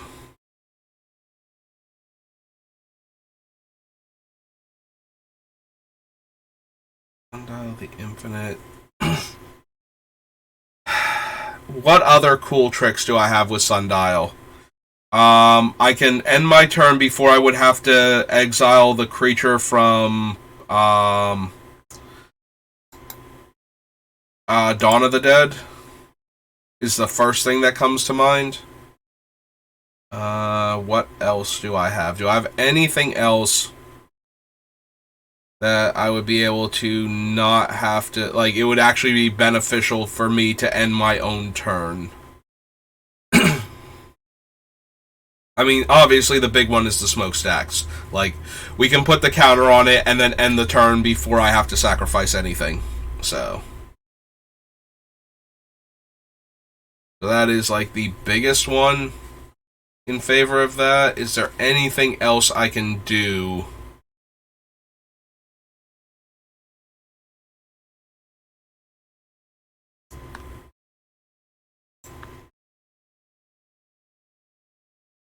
Where ending the turn will be super relevant. Ending my turn specifically.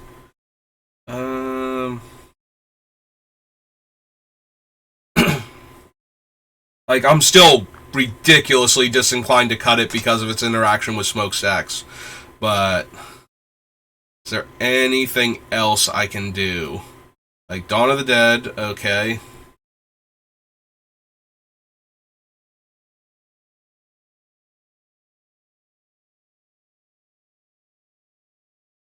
How does Sundial...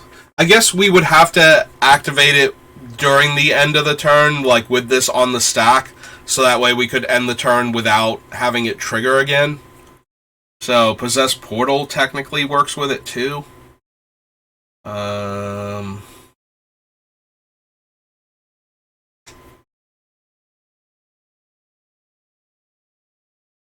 Would allow us to not have to pay the upkeep on Herald of Leshrac if the opponents don't have enough lands, but we need a whole lot else going on for that to be relevant.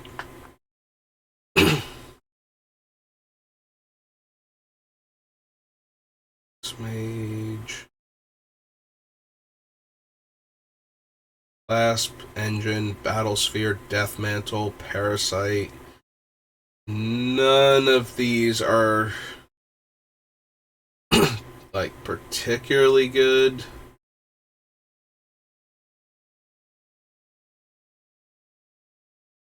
Fall, Cornucopia, Dictate, like for the purposes of things that would interact with the card, like so we found like one other interaction in the Possess Portal.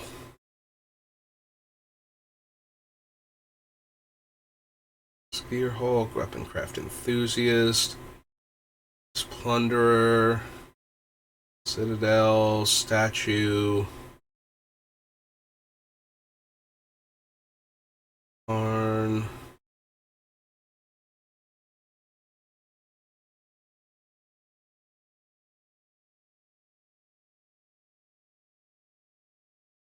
This one, Tegrid. Yeah, I'm not seeing anything else that benefits us from being able to end the turn. But wow, does Sundial really benefit us when we're doing things with Smokestacks itself. Which makes me desperately want to keep it in the deck. Despite the fact that that is basically the only thing it seems to be doing right now. Aeon Engine might be a cute trick that we can get rid of. And I hate that. Because it's a really cute trick. Like, this is the perfect... Again, this is the perfect deck for a card like Aeon Engine, where we just flip the turn sequence. So the person that goes right before us doesn't get hit by it, but the other players at the table get hit another time by smokestacks, but maybe that's just a little too low power.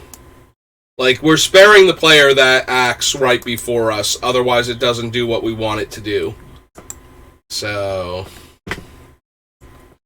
Alright, we made 3 more cuts. That's Aeon Engine, Voldaren Bloodcaster, and Bloodsoaked Champion. So, scrolling back up. Cut it down to 92. So, 32 more cuts before we can even start trying to make room for other things that I wanted to add in.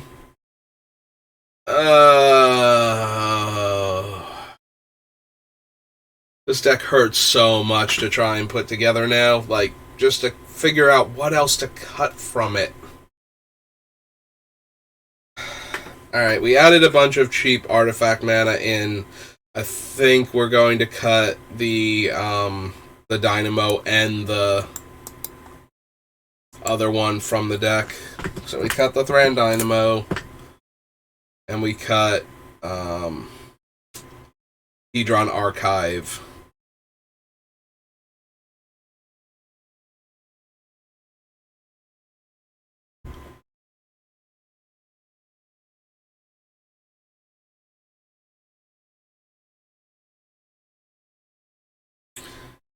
Yeah, I'm just rereading Death Cloud.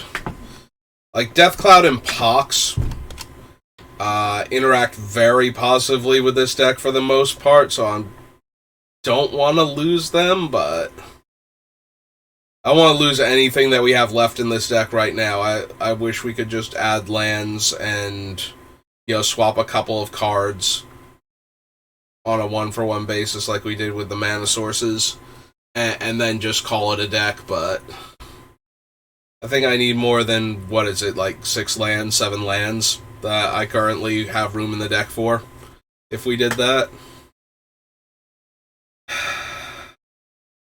I be Mikaeus. It might, I hate the idea of cutting Descent into Madness, but it is so much worse than Smokestacks. But at the same time, it's the only other alternative to Smokestacks, and it is doing the Smokestacks thing.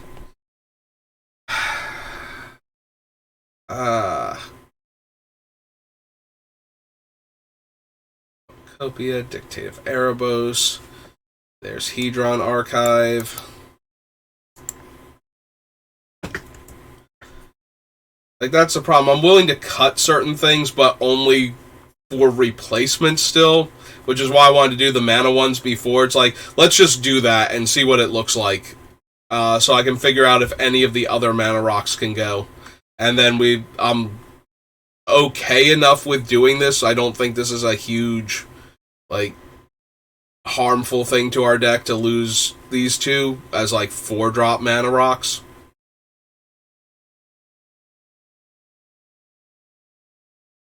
Bastion, Murderous Rider, Feed the Swarm, Lithoform Engine. I would hate to cut Lithoform and Strionic with, just being able to copy the abilities on our other things. Just copying Smokestacks is so good.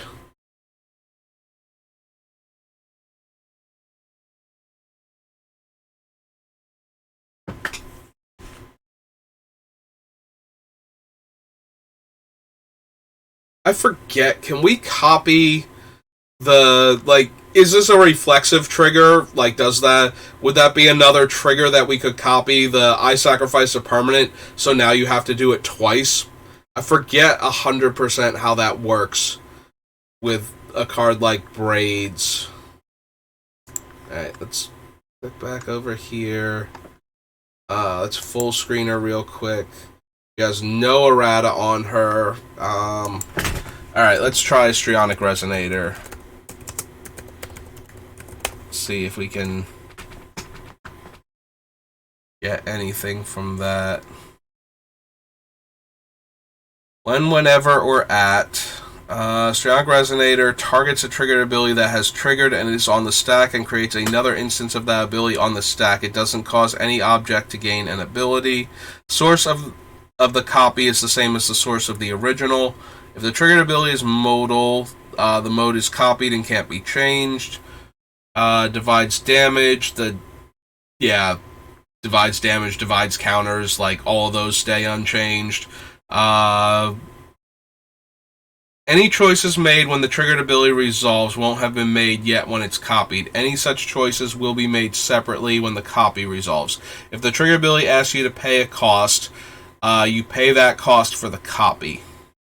If a triggered ability is linked to a second ability, copies of the triggered ability are also linked to that second ability. If the second ability refers to the exile card, it refers to all cards exiled. Right, so if you copy an O-ring effect and the O-ring goes away, they get back both.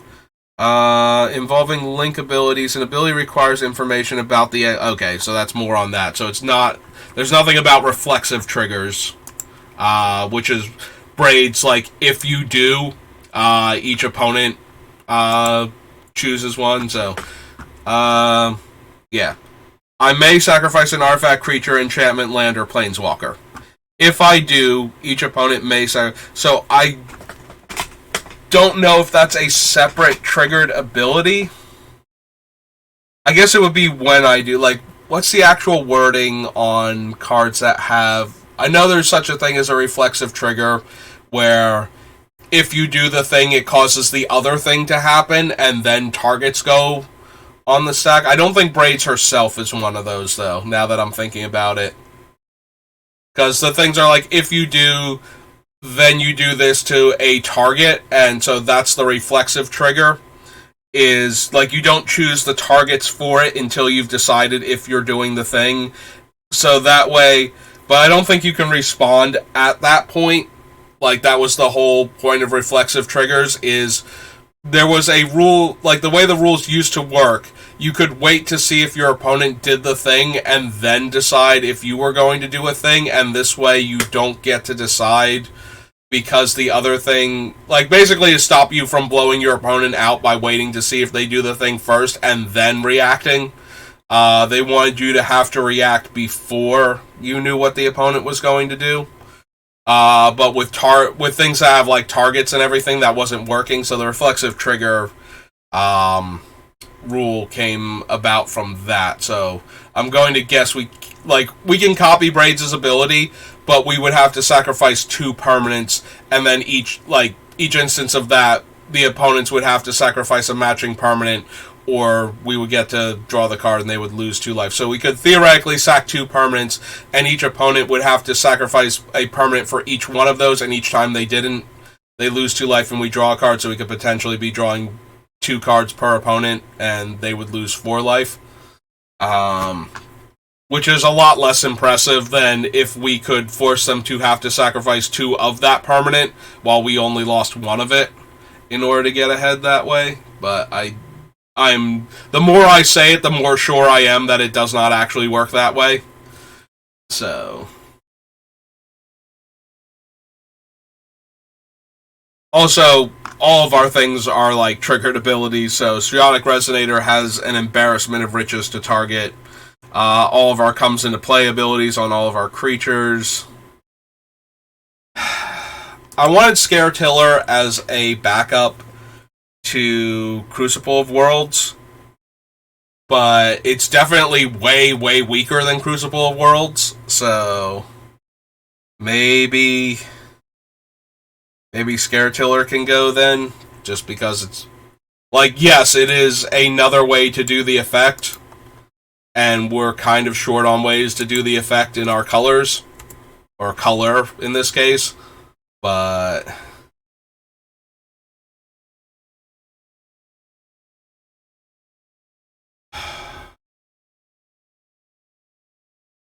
Alright, so that's 3 more cuts that we made.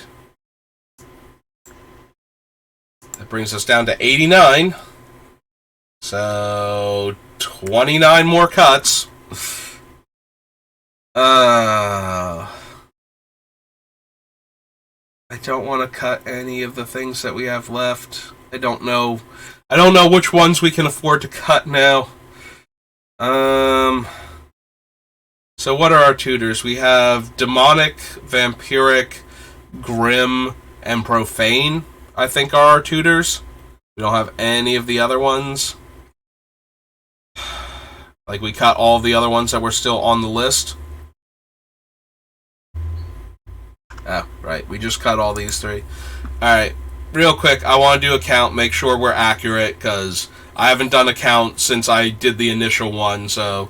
And we've added cards onto the list and other things. So let me do a quick count, make sure it's 89, because I don't want to have to, like, you know, find out, like, it's 92 still somehow. So... 3, 4, 5, 6, 7, 8, 9, 10, 11, 12, 13, 14, 15, 16, 17, 18, 19, 20, 21, 22, 23, 24, 25, 26, 27, 28, 29, 30, 31, 32, 33, 34, 35, 36, 37, 38, 39, 40, 41, 42, 43, 44, 45, 46, 47, 48, 49, 50, 51, 52, 53, 54, 55, 56, 57, 58, 59, 60, 61, 62, 63, 64, 65, 66, 67, 68, 69, 70, 71, 72, 73, 74, 75, 76, 77, 78, 79,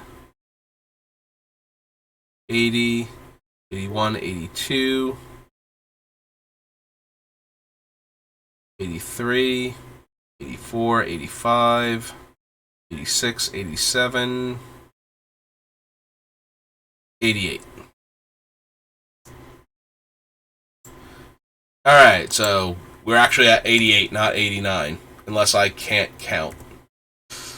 Which, entirely possible. But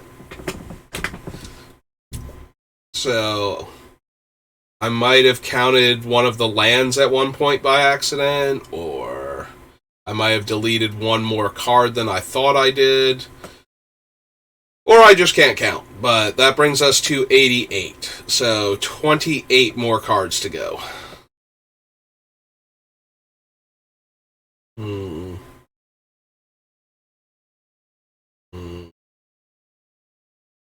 28 more cards. Been at this for about 2 hours now, roughly.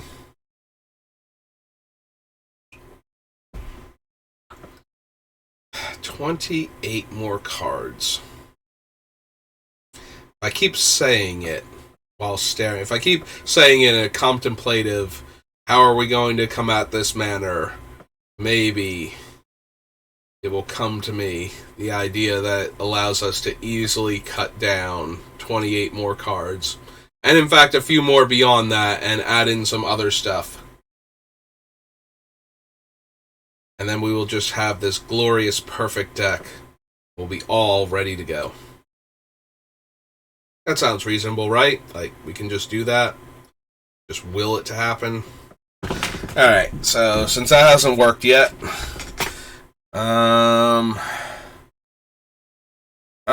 every one of these cuts is gonna hurt.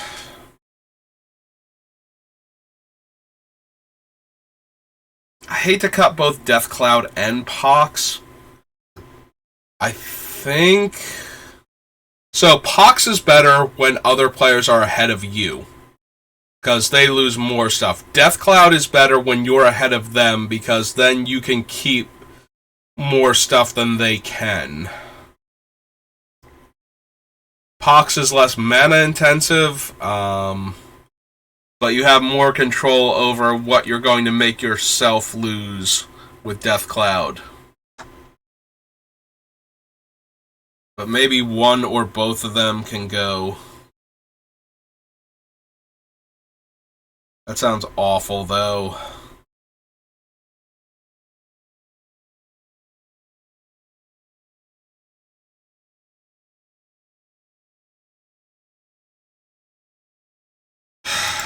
Okay, Karn, you're doing the least amount of work. Like, other you is doing way better for keeping the opponent off of resources.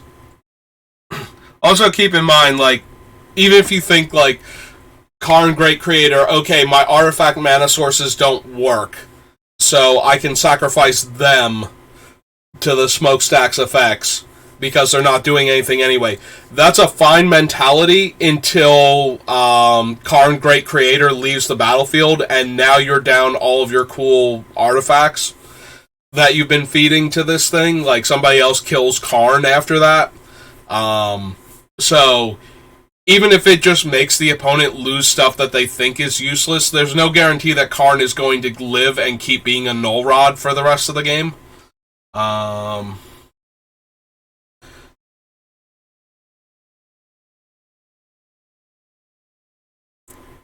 Black Market, Phyrexian Altar.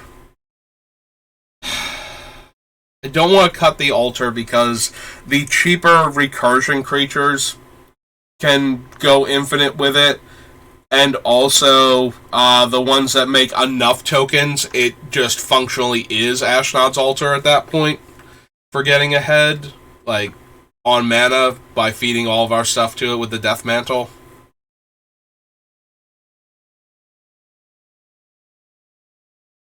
Power Conduit I want to keep. Sad Robot we are definitely keeping. Crucible almost has to stay in the deck. Leyline of the Void we are thinking... Like, Leyline I'm thinking about taking out, but only for the 2-2, the Withered Wretch.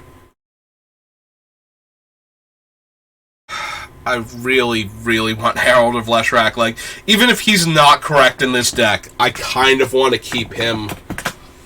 You know, when I say if you like a card and I cut it, you know, you can always just put it back in and take out one of the other cards that you like less. Yeah, I really want Herald of Leshrac to finally have a deck I can play him in after all this time.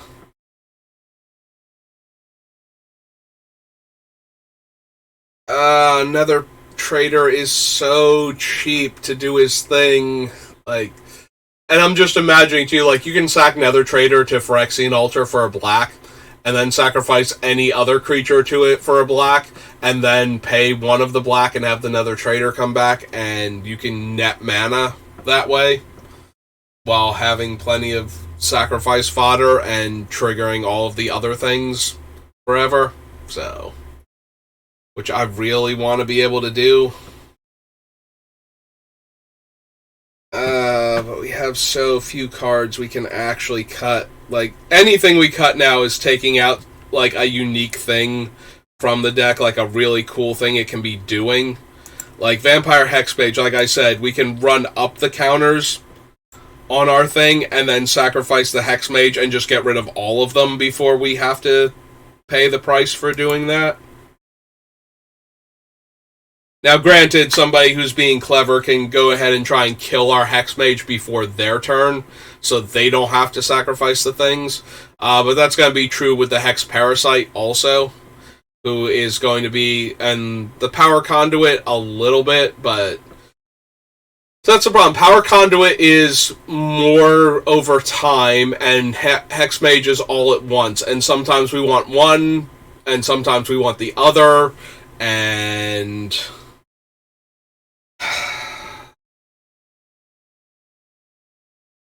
I mean, this leaves us with, for non-lands, one card that can remove one counter at a time, and one card that can remove multiple counters at a time. And both of them are reusable. Alright. Yeah, unfortunately, Hexmage is the next one to miss out.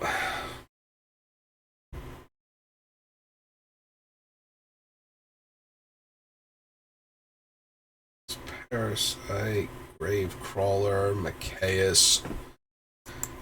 Machias does so much work in this deck, potentially.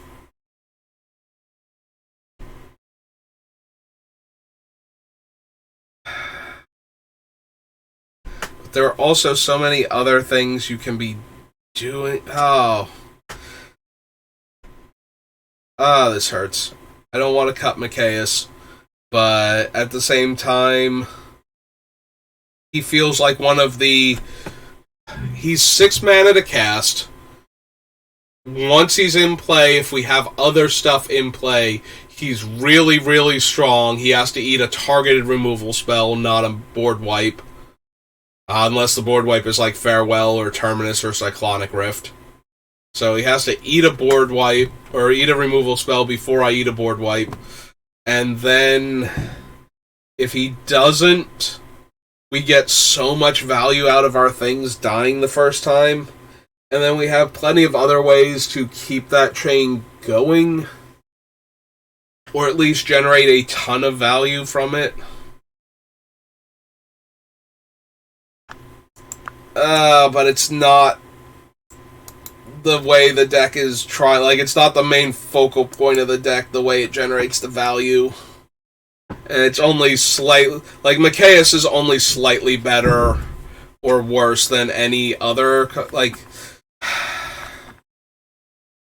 So, it needs to die for Machias to do his thing. I need a way to kill, which is not that hard. But he only gets to do it once unless I have something else going on. Conjurer's Closet lets me do it once per turn. But it's only once per turn, whereas Machias can potentially do it to multiple creatures in a single turn. Yeah, we can...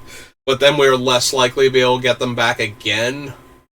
Like, if we're not just removing the counter and doing the same creature over and over and over again, like, then what are we doing?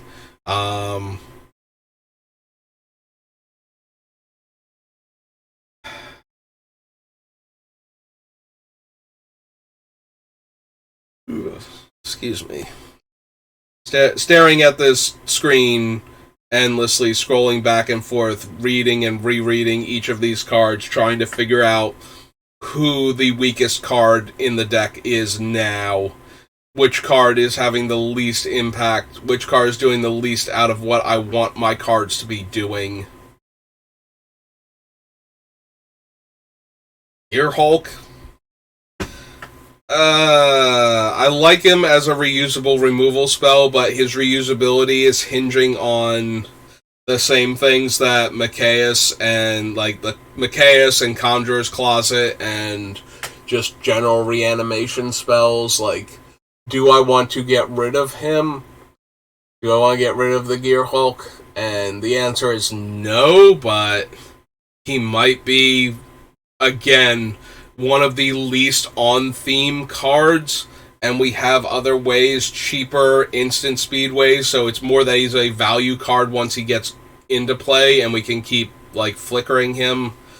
But we're not meant to flicker, but we can also keep reanimating and sacrificing him for other things, and we are definitely that, so... Like, Conjurer's Closet is flickering, not pulling back from the graveyard, but every time it flickers... You know, something that's making a ton of tokens, that's just that many more tokens we have to feed to our other things so that we don't die to them.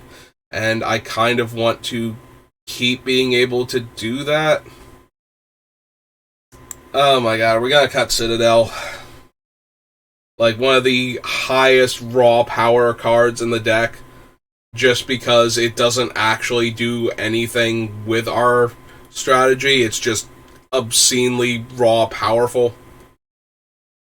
I don't want to cut something this strong when we have so many... We have so much raw power in the deck to begin with. Like, just imagine being able to pay, like, 15 or 20 life and generate, 30 permanents in a single turn. And actually being able to feed the smokestacks forever. Functionally, until our opponents have nothing.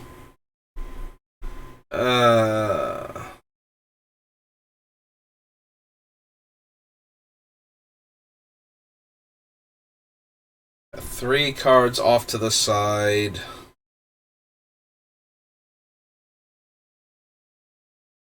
Lithoform Engine, Tegrid, Persistent Specimen, Assassin's Ink. Alright. So, I'm starting to get some serious eye strain from reading and rereading all of these cards. So, I think I'm going to take, like, a half an hour, maybe an hour-long break, something in that range, and come back and do another stream.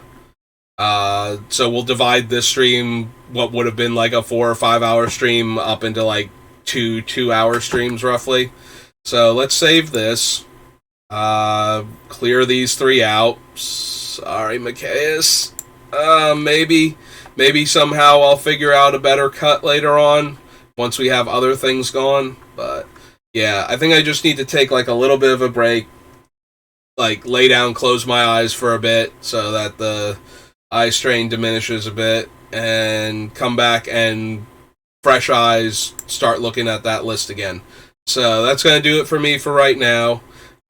Give me like half an hour to an hour, somewhere in that range, and I'll be back. Thanks for watching, and I'll see you in a little bit.